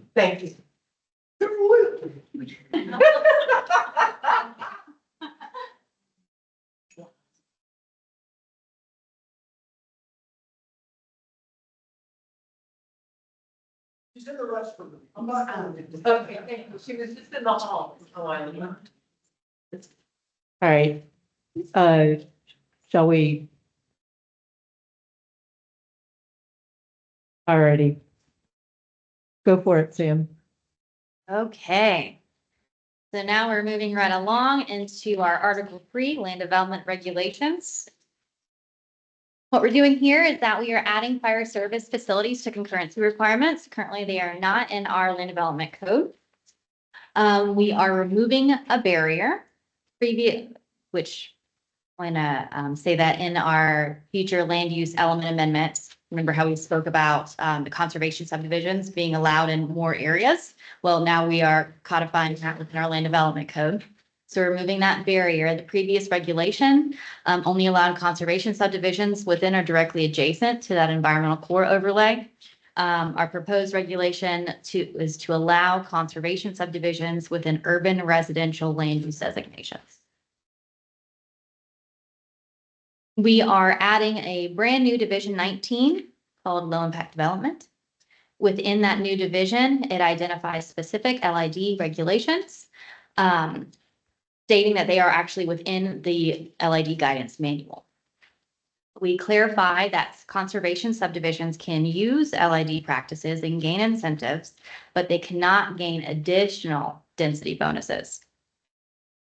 It states that LID subdivisions and site plans must follow existing procedures within the land development regulations. That just means you have to submit your applications to the land development office. You have to go through their specific application process. So we're just saying you have to do the same thing that you've always done, but you have an LID development if you meet these certain things. Also within that new division, we are requiring a submittal of an environmental impact assessment. Right now, the code for a typical development only requires an environmental impact assessment if it is within the environmental code, Norma, yes, thank you. The natural resource management area. Let's talk about that for a second, if we could. So regardless of the where, for an LID, you now have to do an EIA assessment. Yes, ma'am. And why? So a big part of LID is your site development, how you do your site development design. And so we were wanting that EIA, and it specifically says in there, well, within the manual, to identify how you are designing your site to meet LID. So the fact that you looked at the topo, you're putting this over here, you're conserving this portion of your site, you're doing this, that, and the other. So we were wanting there to be identified document that isn't completely different than something else a developer normally would submit to identify those items that they did during their site design. Yeah, so the idea is that you know where the sensitive parts of that site are, right? So if you have scrub jay habitat on a particular part of the site, or you have a wetland, or all of the things that the EIA would identify, that's done up front, so that guides the site design elements of LID. Because while we're focusing a lot on the BMPs that deal with stormwater, the first tenet of LID, right, is avoid, right? Avoid, minimize, mitigate, right? So avoid is put the development on the right parts of the site, and the EIA gives insight into what the right parts are.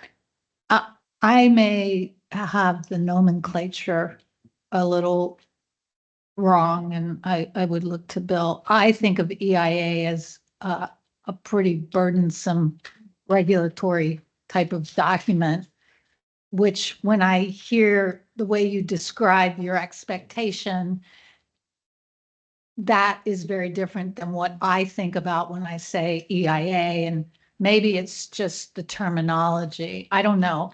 I'm not the So expert. you're thinking of the federal process through the NEPA review. Yeah, and yours is a little different, but you do still have to talk about noise and air, right, on these? Let me read exactly what comes out of section 505.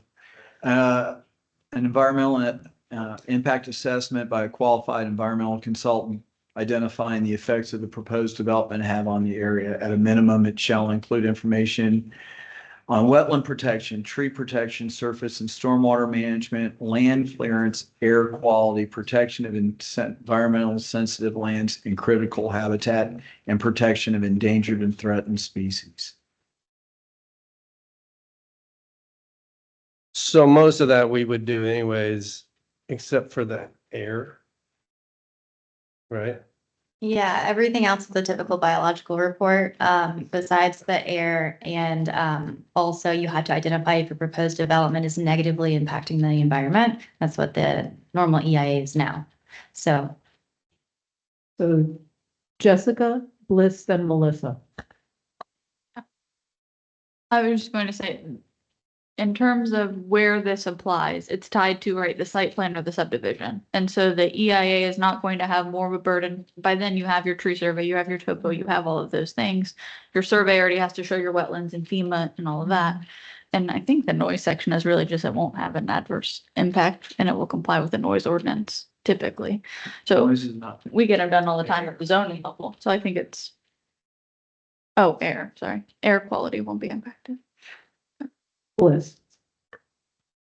And this is for the unincorporated areas. yes, ma'am.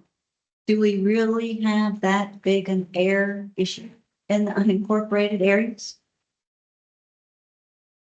The only thing is that the air quality may be pertaining, again, this is a generic EIA. So if you had something such as some kind of industrial use that were objectionable by the general public, you would want to have an air quality analysis.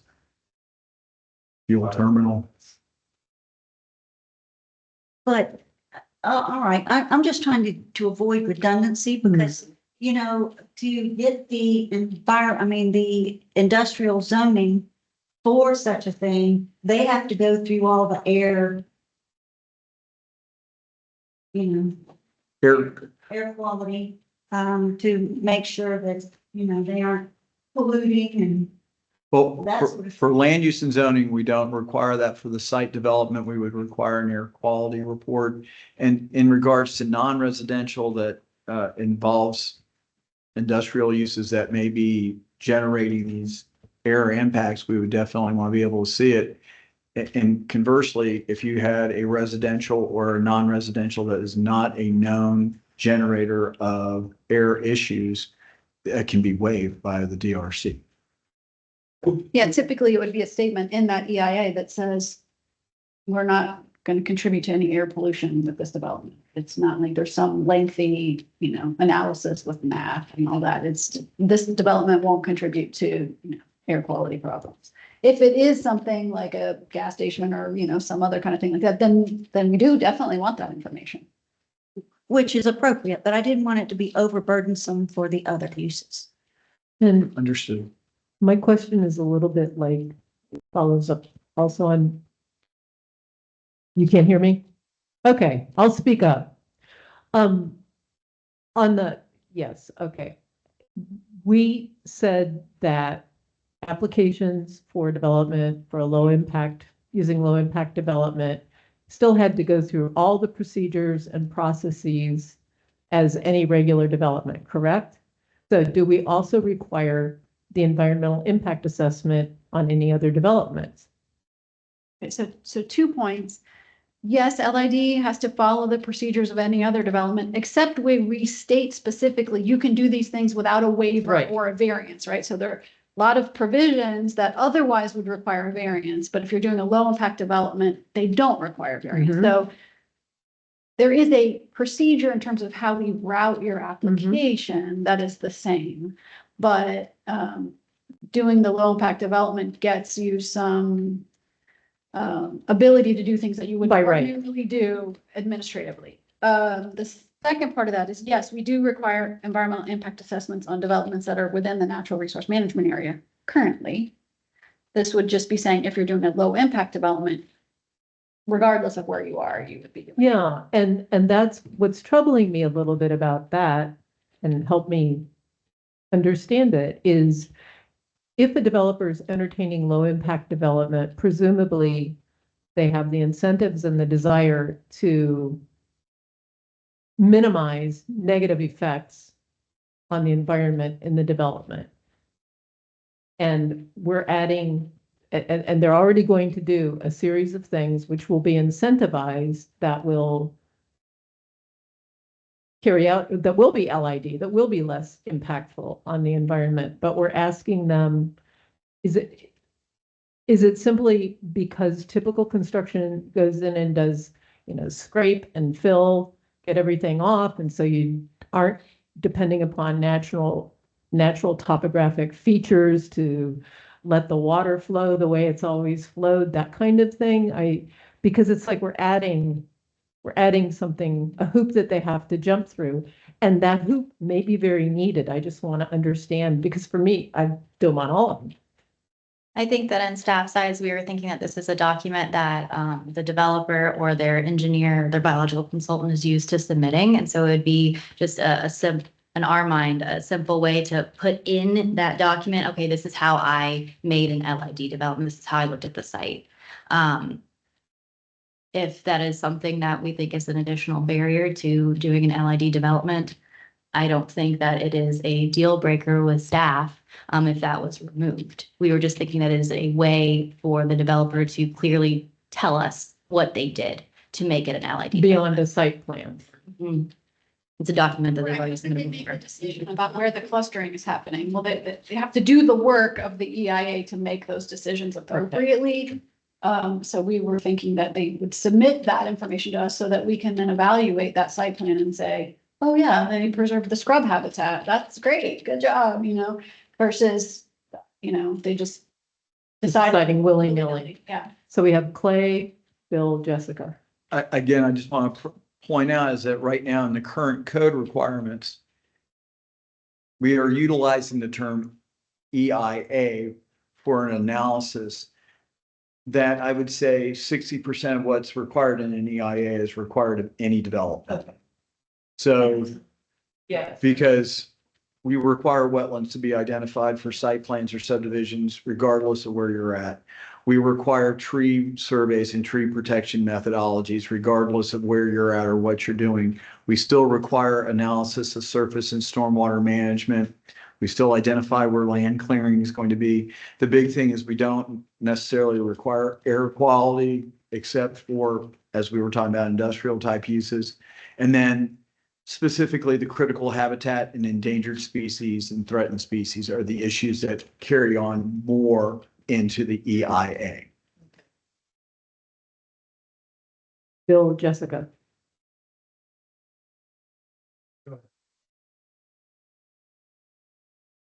I'm going to ask Bill, so this works. To me, like Clay said, we have most of it, but I think that a lot of times the developer has some information that the county doesn't in terms of that layout. So they always know the habitat, and if it's not an endangered species, we don't really pass that on to the county. We know soil types, but we only outline the elevations, not so much the soil types, I think, on the survey when it goes in. So it's providing that information that's not a burden, because when they go ahead and do the borings on site, you have that analysis done. It's just providing more of it to the county for the justification. Bill, I'm just kind of back to, and I don't know if I should bring it up now, but we're not doing this in rural areas, right? So Mark makes the comment, apparently rural areas will not benefit from LID. LID is permitted within the rural areas. We just did not have density bonuses within those land use classifications. So land use classifications are the urban low intensity and urban medium intensity. So we wanted to make sure that that was within areas with urban development, not rural development. And much of, or not all of rural is got a NORMA regulated, a lot of it does. So if it's in NORMA, And the other incentives would apply in rural areas. It's just that density and intensity that wouldn't apply in rural areas. So for instance, one of the incentives is reduced tree replacement fee. That would be available. We just didn't want to increase density and intensity in rural areas. And that gets back to what Mr. Havlik was bringing up about character. So therefore, if you're an urbanized area, going with density and intensity does make sense. If, however, you're out in a rural area, we don't want to utilize that as an incentive so that way we don't have a high rise out in the middle of Pearson. I'll come in. That would be an improvement.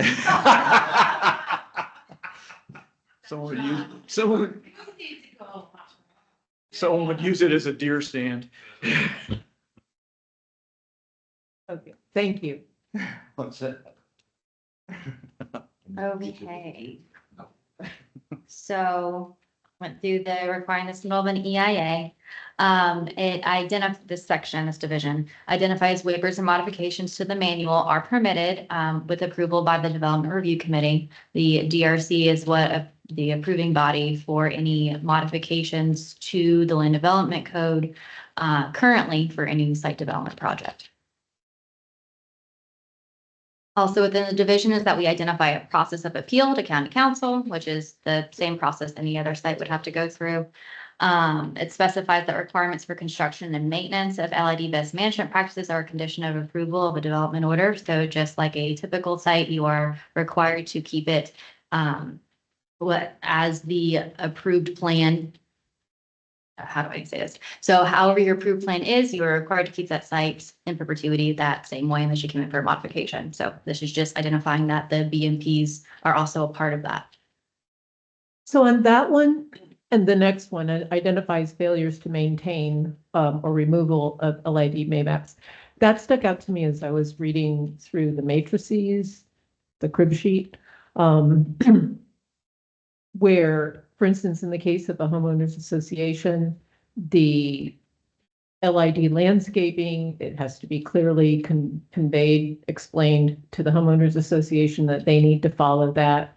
And there also was a mention of a requirement to deed over a certain percentage of buffer lands as an easement to the county. So I have to look that up, but my question is two parts. Is it only through code enforcement that the best management practices are maintained throughout the life of the subdivision or development? That is our current process for any final site plan or residential subdivision development. Okay, so, all right, thank you. Bliss. Pardon me real quick, just to emphasize on that. Also, part of that will be HOA documents that will be required to provide for covenants and restrictions that address the maintenance and oversight of that. So what would happen in theory is that some of these areas would be identified as common areas as a individual tract owned by the homeowners association. So any code enforcement activity would be going after the homeowners association to ensure that they either restore it back to, and let's play it out like, you have a vegetative swale that's being utilized and the folks that live next to it don't like that. So they come in, mow it out, sod it up with St. Augustine. Our code enforcement officers would go back out, cite the homeowners association and identify that they have to restore it back. If someone calls the code enforcement officer. In reality. Why HOAs have difficulties maintaining unified, so I would assume the Yes. call would come in. Very diplomatic, Mr. Irvin. Yeah. Bliss. I was gonna say, we had talked previously, not this meeting, but other meetings about how there are HOAs that, become defunct more or less because they do not keep them, do not enforce them. And then they're still out there. It's not like, there's really any recourse. And, as these, in today's time with inflation and everything, I'm aware of other associations, homeowners associations that can no longer keep up with the maintenance fees. So things are becoming in disrepair and, allowed for nature to take back over. So therefore the LID is not necessarily maintained. It's whatever is growing. And the residents of the association just flat out do not have the money to pay the maintenance fees to the landscape crews to keep it maintained, and they are now being defunct. And I just, based on the few I know of, I can foresee this happening more and more. Which would be the same case if it were beautiful landscaping. Excuse me, that would be the same case if it were not landscaped in natives. Clay. There was on a side note, there was an interesting discussion that was held among staff with an applicant regarding the development of a community development district. For those of you, it's a creation that identifies specific infrastructure improvements such and maintenance of those infrastructure improvements. So that may be something that going into the future where it's actually a dedicated millage rate on your tax bill instead of an HOA fee. So therefore, it does provide one method of ensuring collection of the funds and identifying specifically what those are to be utilized and restricting them to that. They are not without their critics, so I don't want to say it's an end-all be-all, but it's something that we can be talking about at a later date as to a potential way of addressing enforcement. So does that mean this would be taken over and all this maintenance would be handled by the government? No, a community development district is an independent taxing district. It's basically another layer of government that's created by the developer to fund their infrastructure and maintenance of that. Okay, so it's of the developer. And then eventually controlled by the resident. So like Plantation Bay and Flagler has a CDD that runs their roads and. There's quite There are quite a few of them in the pavilion in Port Orange is a CDD. They don't do it on property tax. If you look at your receipt, when you leave any of those stores, you'll see an additional fee that's used to pay the CDD. And one Daytona and all that, but residential. Yeah. Okay. So all of that came about because I asked about, yeah, go ahead, Ginger. Oh, I'm sorry, Suzanne, I did. So in line with what you're saying, there was an HOA in South Florida that did not keep up their grounds, and their retention pond was completely covered in slime and the place did not look great. They came before the IRL council to ask for money, for grant money, to be able to help them clean up their act. The IRL only has so much money to go around. And there were about, 19 applications. And so they were denied. But they had a 3-part plan to clean up their act. And they presented that in their application. So they're getting creative with what some of them that think ahead are getting creative, trying to figure out a way to clean up their acts. Just saying. Okay, let's continue. All right, that is the end of the Article 3 Land Development Regulations proposed changes. So would anyone like to move that these be accepted or amended in some way?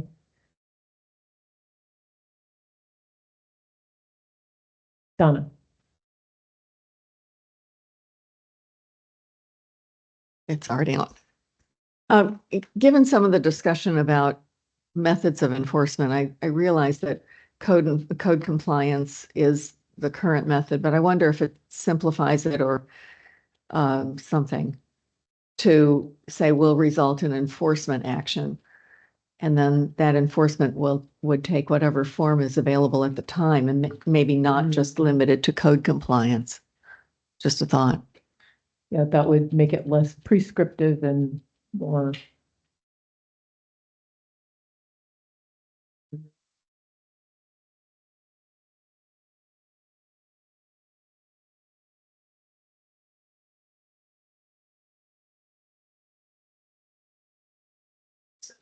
It's the generic language that we have in most of the sections of the code, which just says, chapter 1 governs the compliance rules are. And if we don't put who's going to be doing the enforcement, then at what time are we going to identify that?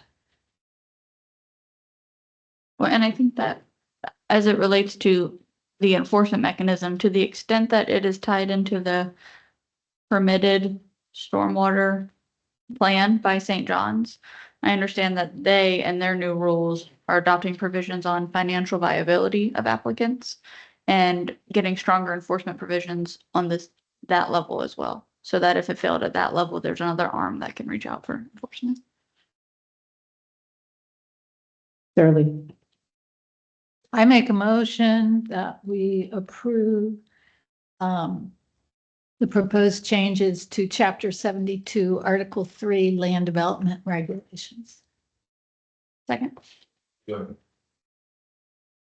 Seconded first by Ms. Galvin. Thank you, Mr. Halblich. And I saw you, Jack, you were about to do the same thing. Any discussion? All those in favor?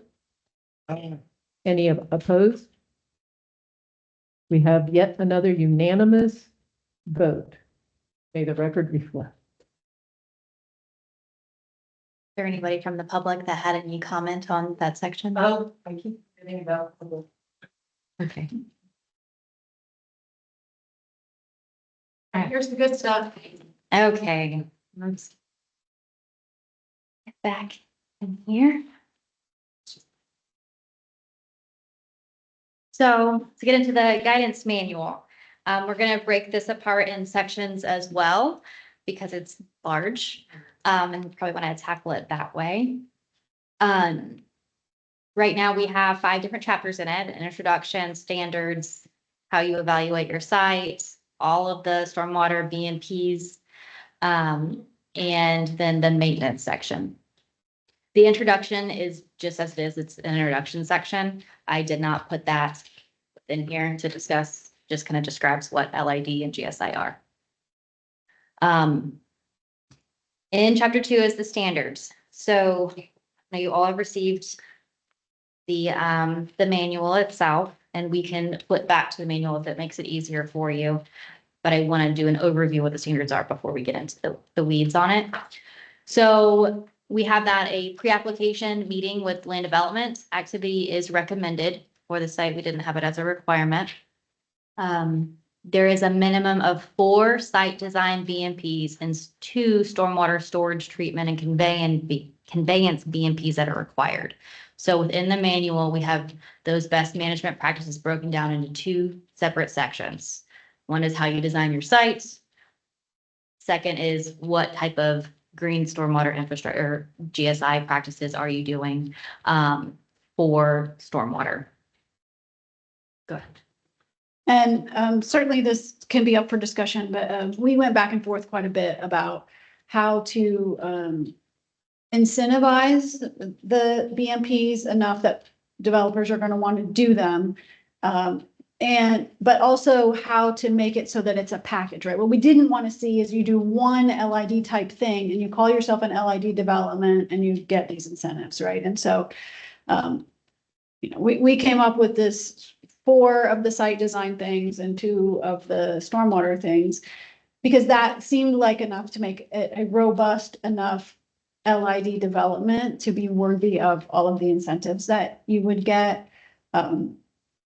And just as an aside, sort of, because we wanted people to do multiple things, in the matrix that you've seen, we identified things that go well together so that it'd be easy to package something. So like, for instance, if you're going to do curb cuts and you're going to do a swale in your parking lot islands, those are things that go well together, easy, you've got to, right? So that's how we ended up with the 4 site design and 2 stormwater to make it enough to make it really look like a low impact development.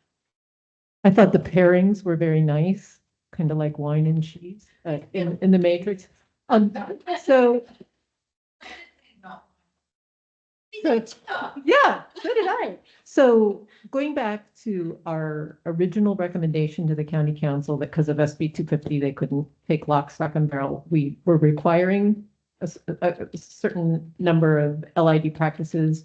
And then if you went above and beyond, you became eligible for incentives. That's basically still what we're talking about here, or not so much.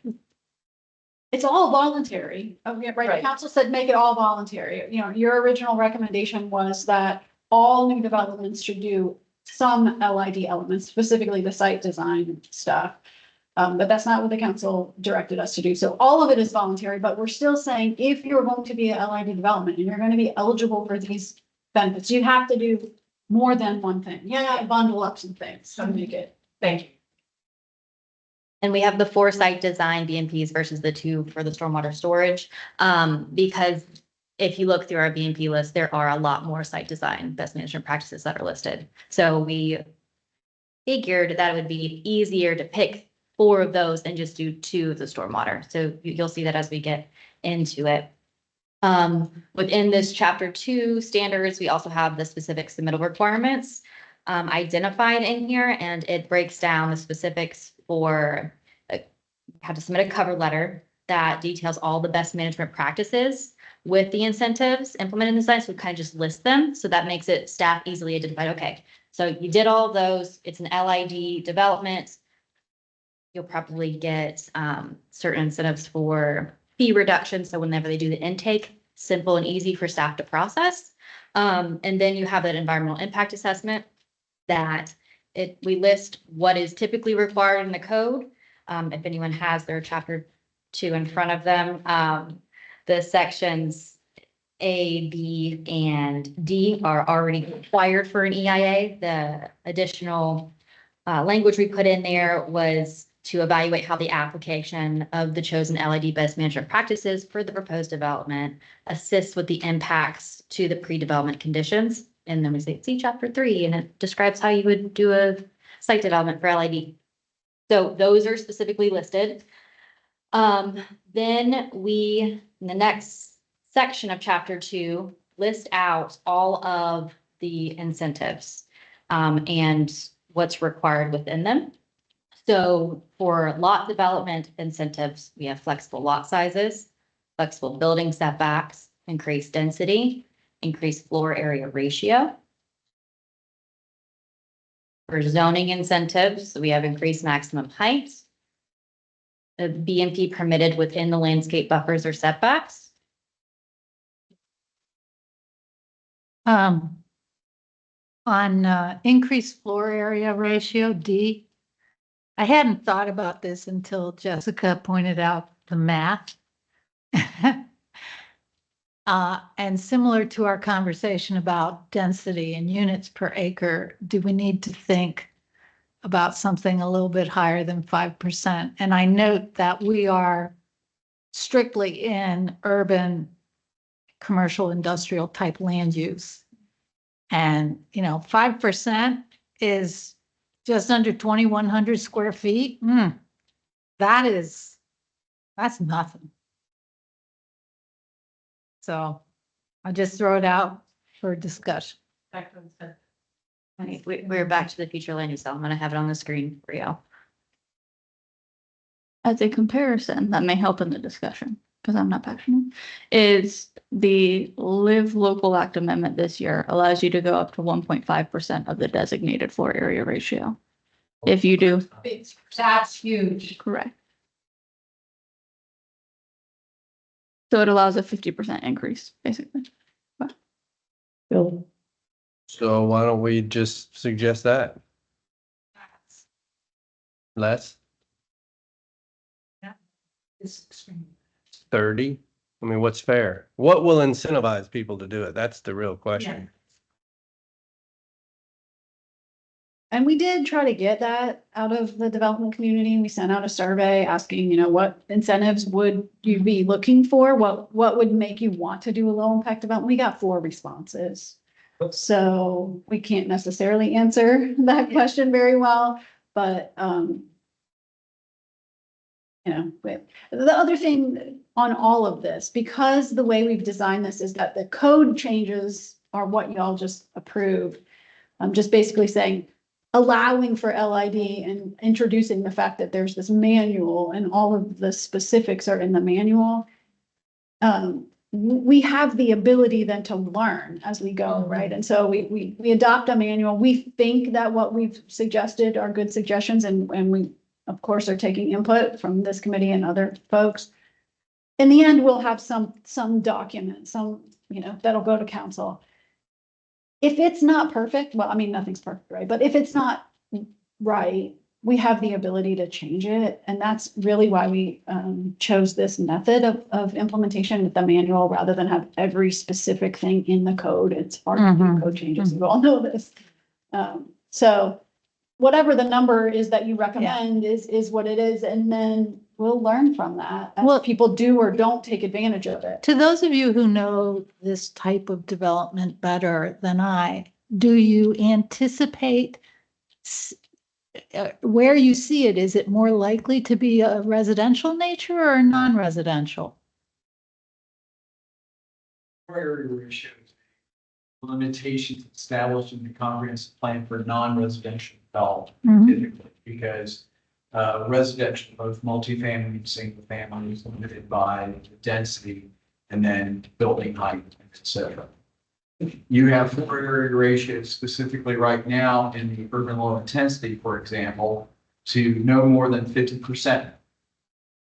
So that means right now, within a urban low intensity designated parcel, if they were able to do commercial development, say on a 5-acre tract, they could put 2.5 acres of building area.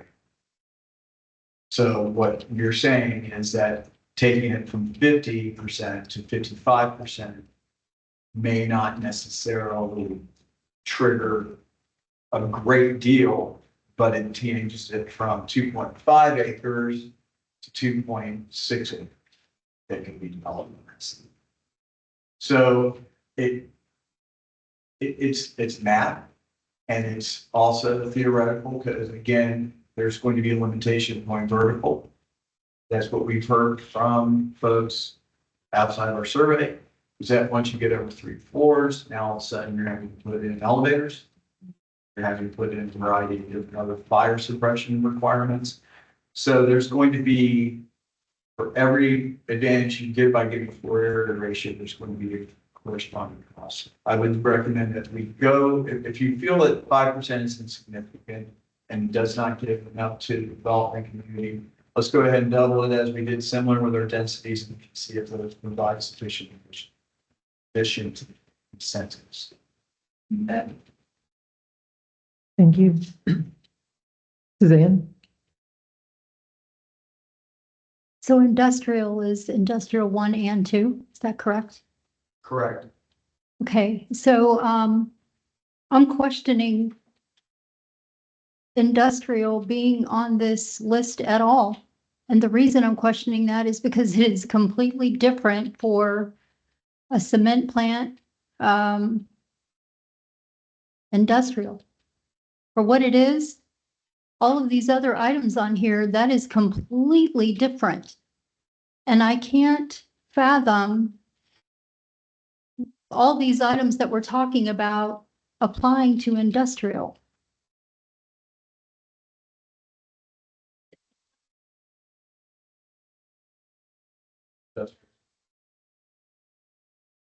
Just to respond, it would just be cluster or intensifying, using less land and allowing more stormwater treatment for percolation, I guess. So it's the same as a commercial, So I would think. let me just put it out there. I'm referring to the fuel terminal situation.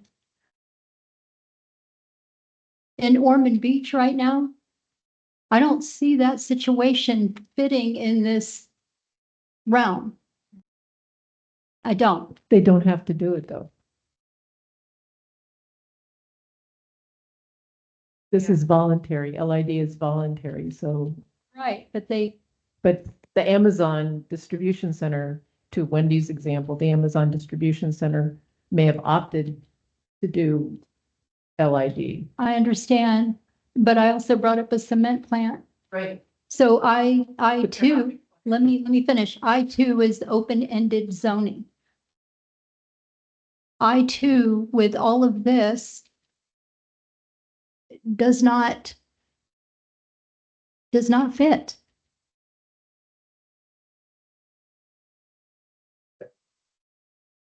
I was gonna say, I think this is more applicable to the, industrial parks, the business parks that you're starting to see, or, I mean, you see them, they're everywhere.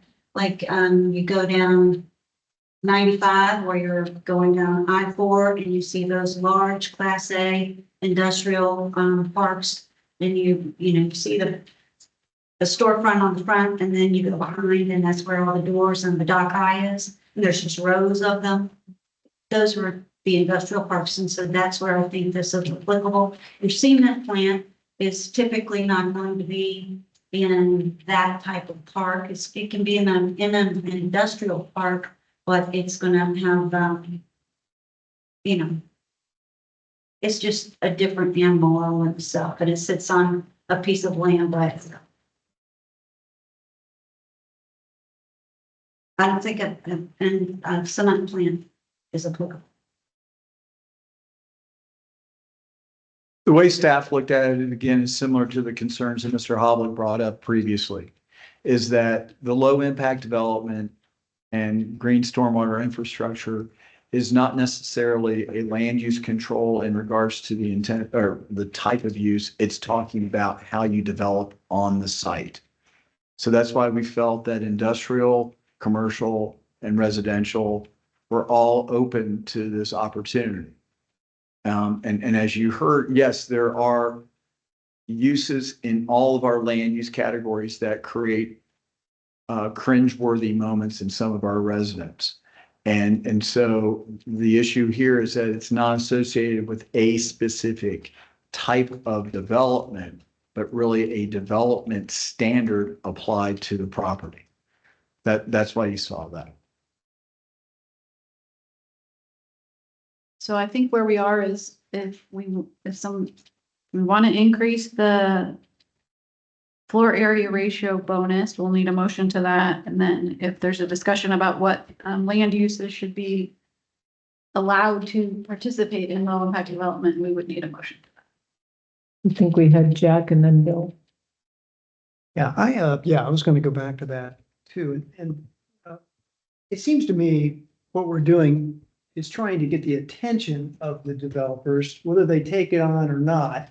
And part of this may just be the image of bigger numbers. In other words, going from 5% to 10% sounds a lot better. And so maybe they can't do it and they turn the page, but I think what we're really trying to do is sell low impact development as a voluntary thing.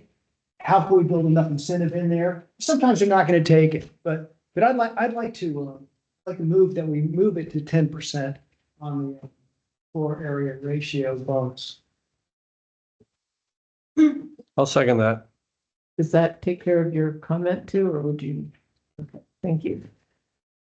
So we have a motion that has been seconded, made by Mr. Surratt, seconded by Mr. Lights, to increase the maximum floor area ratio bonus from 5% to 10%. All those in favor? Aye. Any opposed? No. Motion carries with one dissent.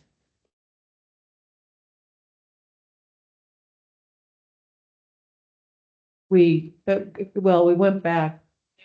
We'd been through this area, the future land use element, and we'd moved on. So, Bill, you had a. We need to go back and vote on future land use. No, that's what we just did. Okay. Yeah.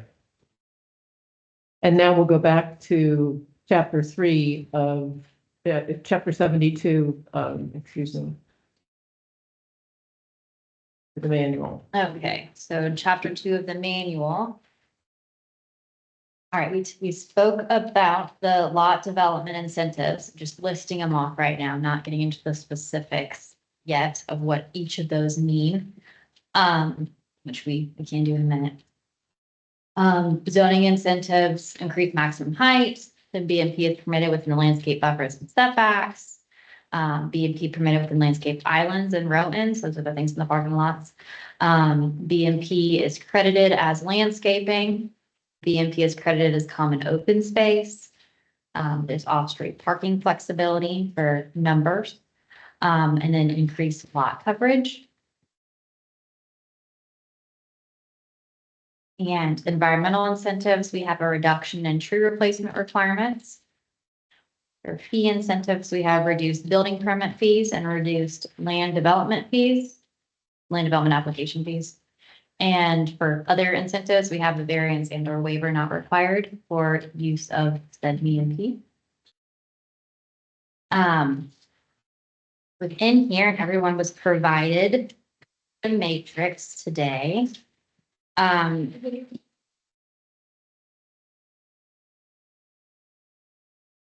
it on the screen. The matrix is a quick snapshot of those incentives I just listed, and then all of the best management practices on the left-hand side. The X's state that if you do this BMP, then you have the opportunity to gain those incentives. And as you can see within that matrix, we have the ability, or the developer has the ability to gain all of the incentives listed with the X's for that one BMP. So they have the option depending on what type of site they have. So more flexibility within that.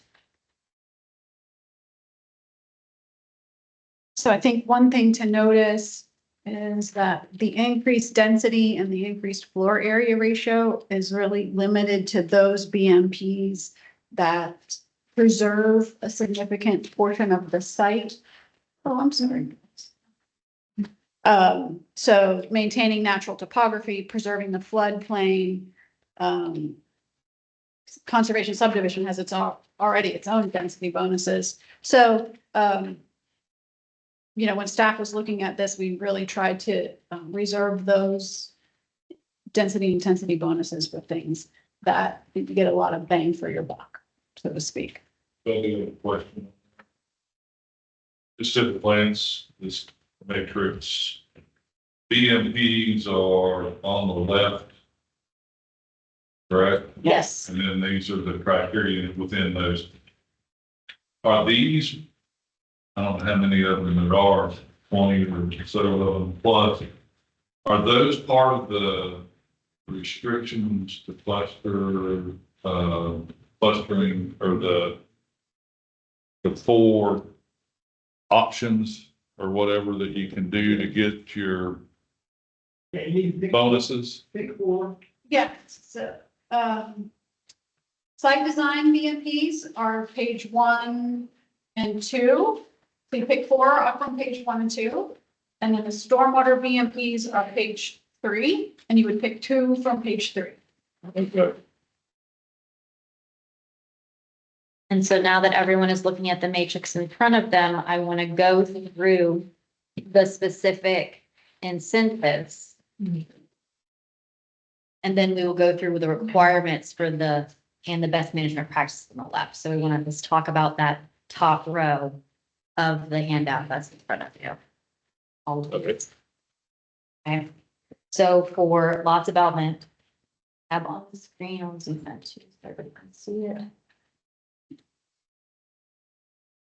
So we are not following the. Well, so we're looking at the matrix and we're gonna go through the top of the matrix and explain exactly what each of those means. Mm-hmm. And answer questions as we go through each of them and have discussion. Okay, so for flexible lot sizes, the developer may create the preferred minimum lot size for the subdivision development. A lot development plan must be provided with the overall development plan and preliminary plat applications. That second sentence is just the process in which they have to typically do it anyways. But this language is the same as it is in a conservation subdivision right now. So the developer right now, if they did a conservation subdivision, can create the preferred minimum lot size. So for LID, they have this ability as well. Or if you're looking in your matrix, the associated BMPs with the X listed. So in other words, as a developer, I want to maintain, I'm choosing a BMP to maintain natural topography. And to do that, I need flexibility in the lot size. No, if you decide to use that BMP, then your incentive is that you can choose your lot size, not have to be restricted to the lot size in the plan development. Now, how you said it is probably true too, right? In order to maintain enough of the natural topography, you probably are gonna have to shrink your lot sizes, right? So they're somewhat Actually, reliant on said I each other. didn't say it well, yeah. Just In this, and if it's the same as the conservation, maybe you run into it before. There's never been any questions that lot size includes width, depth, and area. We don't have a requirement for depth in our code. It's only lot width and lot area. Okay. So that is what minimum lot size is defined as. Any other questions on flexible lot sizes? All right, then flexible building setbacks. Developer may identify the preferred minimum building setbacks for any primary or secondary structure within the development. Those minimum setbacks must be identified on the specific plans and notes and things, in the second sentence. So same thing, they get to pick their setbacks for primary structure, that is your house, right? And secondary structure would be the sheds. Or setbacks, would that be inclusive of property lines as well? The setback is determined off of the property line. Right. So they're gonna pick their property line for their lot, and then they're gonna say, okay, people can build their structures within this footprint, because I have typically have a front yard setback of 20 feet for a regular zoning classification. They said, I'm gonna have a 15-foot setback. I'm referring to property lines that have other ownership other than the development. Oh, yes, same thing. Yeah, so for the So you entire could- development as a whole, Mhm. they would pick it, and then for the interior lots as well. So you could have a 0 setback on the property line next to an adjacent owner of, that's not related to the development. In theory, you could, however, you still have other code requirements you have to comply with, like your landscape buffer. That's because there are certain landscape buffer requirements for, depending on what zone classification you're adjacent to for your type of development. So you're still gonna have to comply with the other portions of the code, but this allows that flexibility. And the fire department has some say in what the separation between structures is, so you'd not ever really get to 0. You'd have to, of course, meet fire separation requirements, but I get what you're saying about the exterior development. And maybe that's something that the committee would want to have a motion on, that for residential developments, the setbacks are limited to the lots themselves, and because there's commercial and industrial developments, right? So the exterior lot lines are their only setback requirements. Personally, I think the setbacks on the perimeter should be what is normal in any setback provision in residential lots. I wouldn't want to be an owner of a subdivision going in that's going to do lid and have an apartment, 3-story apartment complex on my property line in my backyard. I mean, I don't think anybody would want that. So I would think that the current setbacks on, property lines to ownership, different owners should be maintained. We have a Am I missing something with that point, or somebody correct me if I'm wrong?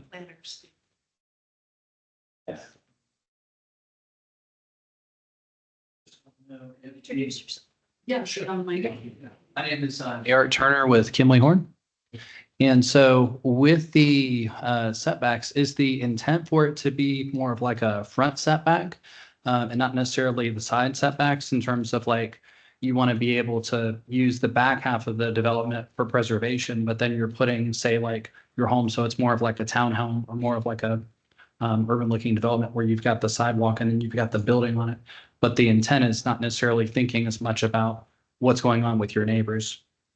I guess more of a question in terms of what the intent was with it. We didn't have a restriction on which setbacks that would be flexible. We were leaving that up to the developer to choose.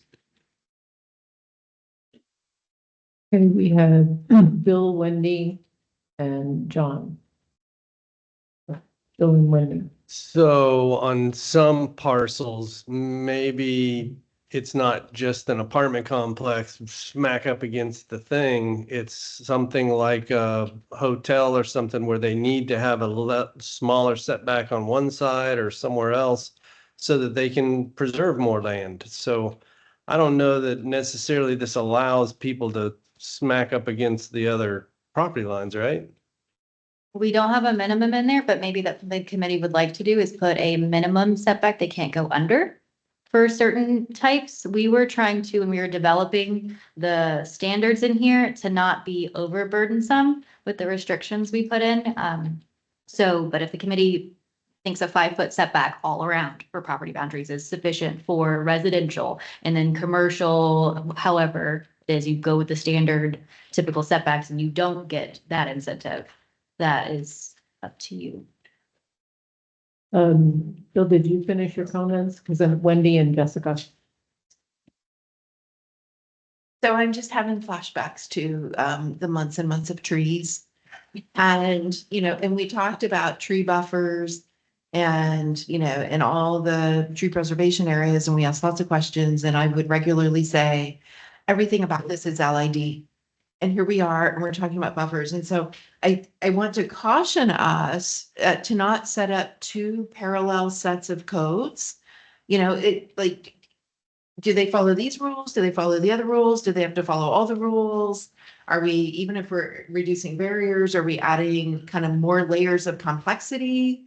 And so that's why I was asking back when we were talking about trees, let's just set the buffer at what it's going to be. And I guess I would go there now and we want 20-foot buffers. We want 50-foot buffers, whatever, pick a number.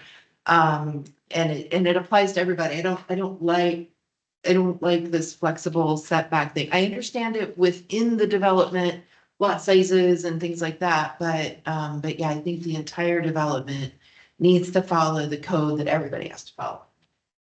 And it should be big. So just on the tree thing, anything that's going to be used as tree preservation area, we're looking for at least 30 feet wide, right? But you don't necessarily have to use that exterior buffer as your tree preservation area. A lot of times people do because it's the easiest thing to do.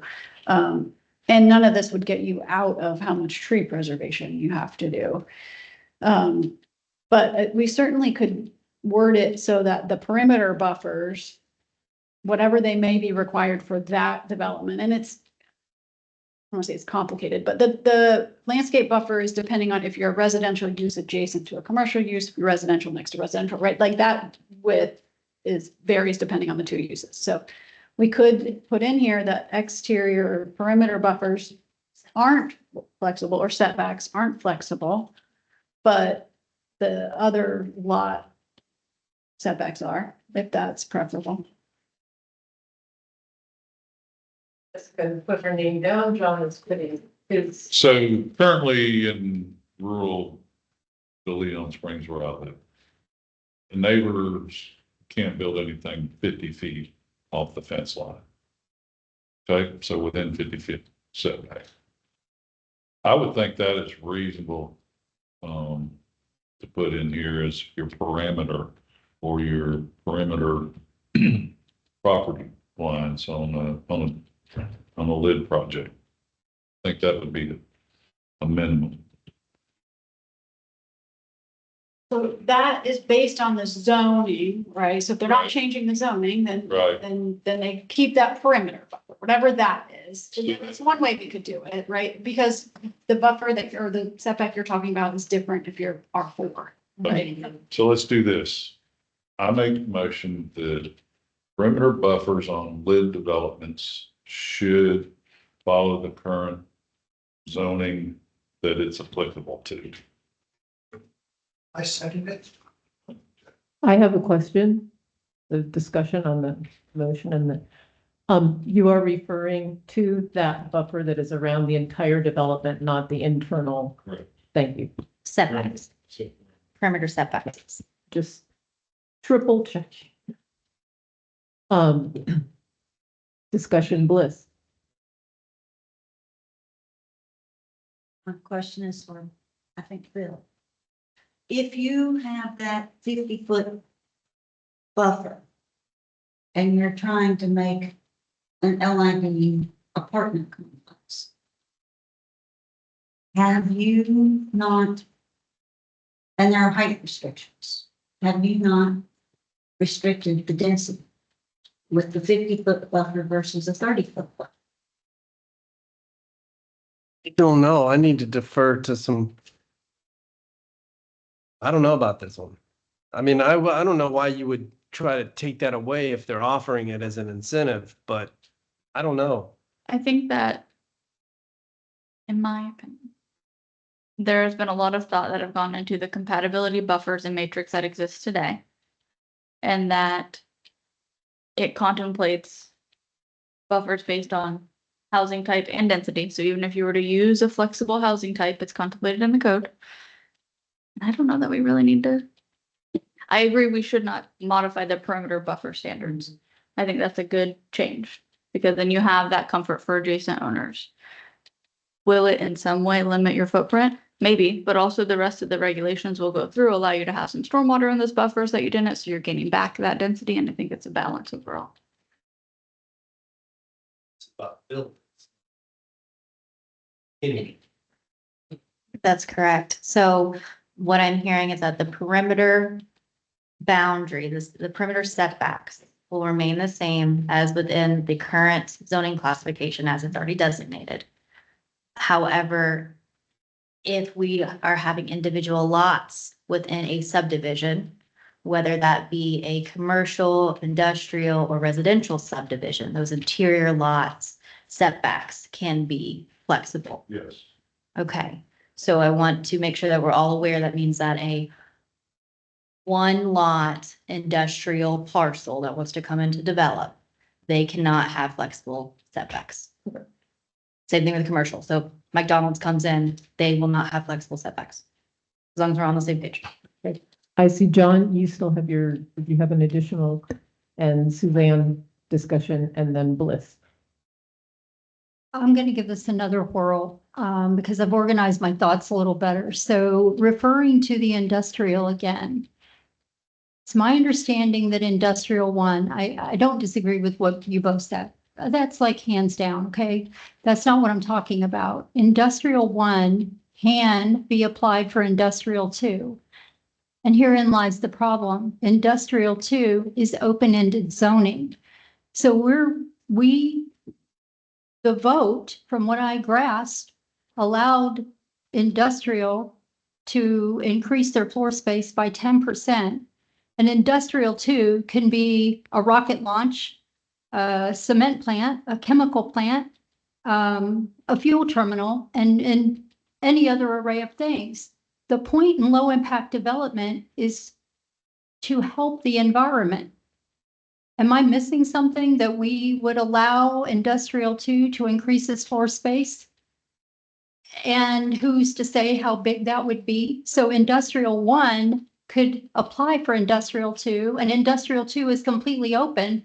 So I think you can throw out what's environmental from low impact development from increasing the floor space. Am I wrong in this assumption here?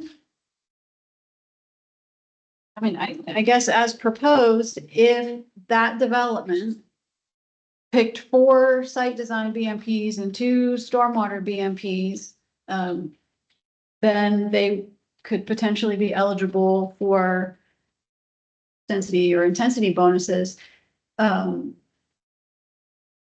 Just like any other development, right? But they would have to do the things that were required in order to get that. So in theory, the net benefit is good because you're doing all the things that are required to get the incentives. Certainly, it's up for debate if, which land use categories or which zoning categories you want to include. I think this just allows a developer to explore that certainly doesn't require them to do that. And would industrial No, I developments do understand. that? I don't know. I understand it's optional. But since I live in Ormond Beach and we're the ones facing the fuel terminal right now, and I-2 is open-ended to everything I just named and a lot more, low-impact development would be the least of my concerns with all of these items increasing their floor space by 10%.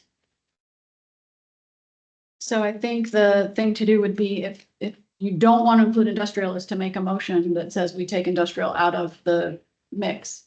Well, I'm not sure about industrial 1. I'm suggesting industrial 2 because industrial 2 is open-ended, but industrial 1 can become industrial 2. Clay is gone, but this is my understanding of the situation. So why would we want to increase 10% floor space of any of these? And while this may sound far-fetched, it's really not. We're dealing with this now. So what we would have to do if you were to make a motion is in the future land use element, it's speaking to the underlying land use, which is industrial, regardless if it's I-1 or I-2 or I-3, right? So you would have to have a restriction within chapter 72 of the land planning code, whether that be in chapter, the zoning ordinance, I would presume, to state that I-2 zoning does not. It's not eligible for LIV. Yeah, Yeah. I'll make that motion. The I-2 zoning is not eligible for LID. Point of order. I've got a motion on the floor. Oh, I'm sorry. Yeah, And it's been seconded and we just totally flopped. So thank you, John. Sorry. And I was trying to keep track of the queue of folks to speak. And I will ask Liz, Don, and Jack in that order. Is it to the motion that is on the floor? Yes. Thank you. I'm for the motion. I just needed clarification. I understood the motion, but then we started talking about the 50 feet. So if you could clarify the 50 feet for me, I'll be good. So I think that the 50 feet was just brought up because it was an example. Okay, it was So only an example. it's just the regular, whatever the zoning classification setbacks are now, that's what the perimeter setbacks would stay. That's all I can. I thought we voted on that. No, we didn't. We didn't. That was John just Okay. brought me back to reality. Donna. And I think I've lost track too, because my comment was to Suzanne's concern. So should I make it or not? Okay, I'll save it. Come back. Jack. Please state your motion. yeah, that the current flexible building setbacks be that is the current zoning or current code setbacks of the parameter of that project. We have a second. We do. I think we had a discussion question from Jack. No, I'm back to this. Okay. All right. Are we ready? Yeah. Okay. All those in favor of keeping the perimeter setbacks per zoning? Any opposed? Unanimous. Thank you. No, I'm sorry. I had written down it passed. And I do want to jump in on the potential new motion. Oh, okay. So But- to try and get this moving, I made a motion that I-2 zoning, just the zoning, not the land use, I-2 zoning is not eligible for LID. Not eligible for LID, all of the LID, or not eligible for floor area Yeah. ratio increase. Do you see that? I'm listening to Suzanne. I made the motion. It's not eligible, period. What we were trying to discern. Could do an LID development, but one of the incentives isn't additional intensity, right? Would you want to say they can't do an LID development at all and get any incentives, or is it really just the intensity that is at issue? That's important in the matrix. Yeah. Yeah. I might not have understood the conversation, but my motion was just to eliminate I-2 zoning Does anybody no want to idea. second this motion as it is? Okay, I'm gonna second. so no LID at all for I2. I'm asking that, I guess I'm asking a question of discussion That's what, on that, okay? So where this started was the flexibility in the building setbacks and in the incentive of the floor area, correct? Floor ratio, right? For I2 specifically. Why, right? Okay, so that seemed to me a discussion very worth having. I don't. We want to get rid of everything else that, I mean, and does this not set us up for potential legal problems? I, Disallowing? I don't know. I'm I'm trying to answer. I would say that I brought it up on the floor expansion. Yeah. And so, yeah, for the 10%. Because if you're looking at a warehouse going 10% larger, but saving, I get that. But I don't get it on all these other things because the low impact development, environmental impact becomes null and void. If you increased, it can become null and void quite quickly if you increase the chemical plant by 10% or any of these other items. And I only say this because I2 is completely open-ended zoning. So I'm not changing my motion. Okay. I'm totally good if it falls flat. But the way I was understanding that discussion went well beyond floor area ratio. So that's why my motion is what it. Jack had a comment, then Wendy, then Donna, then Jessica, prior to our vote discussion. yeah, I'm a hard no, against that motion. We want LID and we want it in industrial as well as residential in these other places. I think that the 10% growth on floor plan on industrial is, frankly, I don't even know that's an enticement. I think it's pretty minor, and I think we don't want to exclude industrial of all things. I think it needs to be part of the package of LID, and I think it's the other benefits that we get here taking this action is far better than the potential incentive of a 10% floor plan. I just don't think the 10% increase is adequate. So I think which I had the original motion of going from 5 to 10, really to try to entice folks to get into it. I think that's really where we ought to be, and I really don't think it's relative to cement plants and all that. I think 10% on a warehouse is insignificant in comparison to taking on a lot of these LID programs, as I see it. You, Wendy, Donna, Jessica. I would echo what Jack just said, that I definitely don't see I would focus this motion on just the 10% increase for this, what I'm calling heavy industrial. I've just been Googling green roofs on distribution centers and looking at the images that pop up, and they're really cool. And even Bliss is like, ooh, neat. And and so, never say anything to you.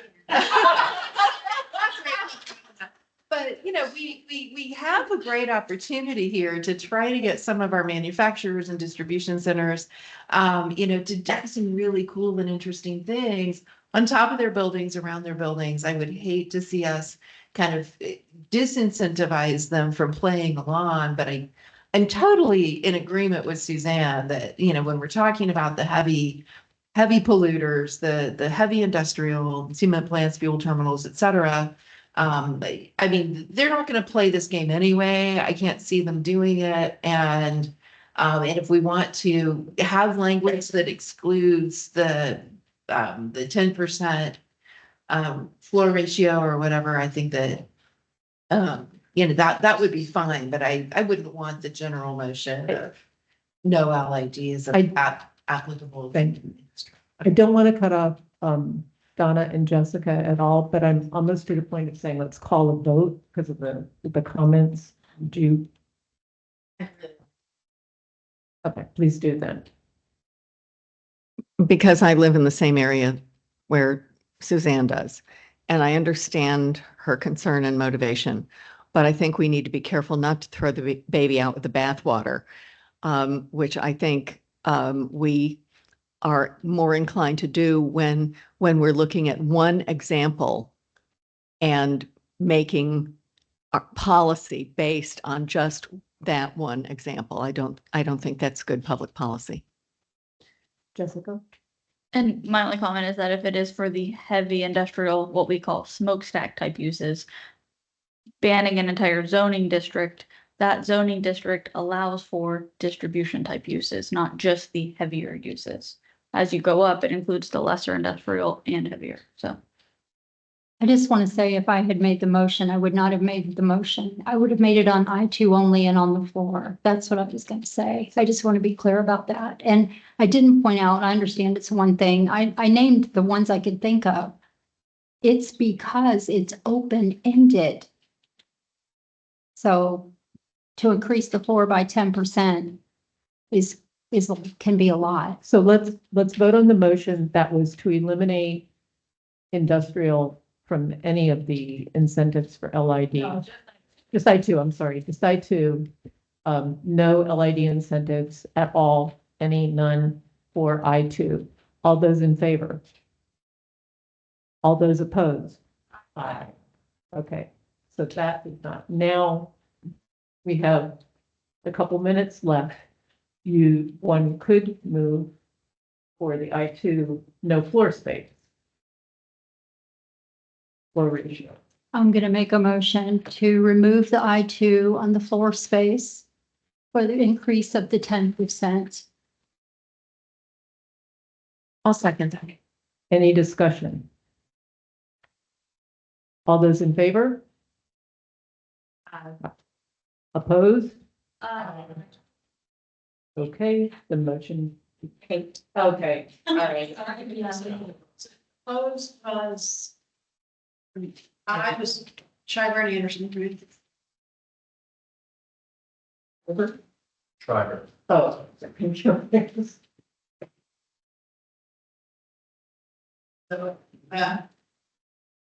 Fails. Any other? We needed to count. Brianna said we need to count. Well, she got it. Oh, okay. Yeah. All right, thank you. And we have 2 minutes left for our meeting. Bill, you. We have to go. Yeah, exactly. Where are we in the process? So we were gonna, Yeah. we were gonna talk about each of the incentives still, and then we were gonna talk about each of the VMPs still. So it's Another meeting. another meeting. Yeah. But didn't we tell the county council it would be done today? Yeah.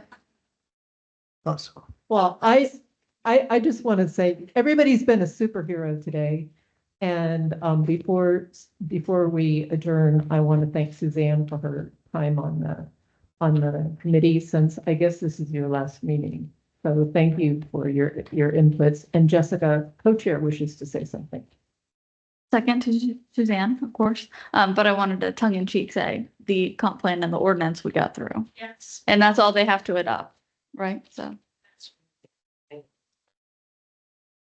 What I think is gonna happen is for our next meeting, then we'll have organizational meeting in the beginning where we select a chair, select a vice chair, talk about our meeting dates, and then have the rest of the meeting devoted to finishing this up. Council goes. Thank you. I also wanted to say that the manual is really. Say it. The manual, I read it. The manual is really instructive and awesome. I thought it was a very good effort. No, I'll do, we'll do new member orientation separate from this meeting. So they'll get all that instructions outside of the meeting, and then the new members will just be here ready to go.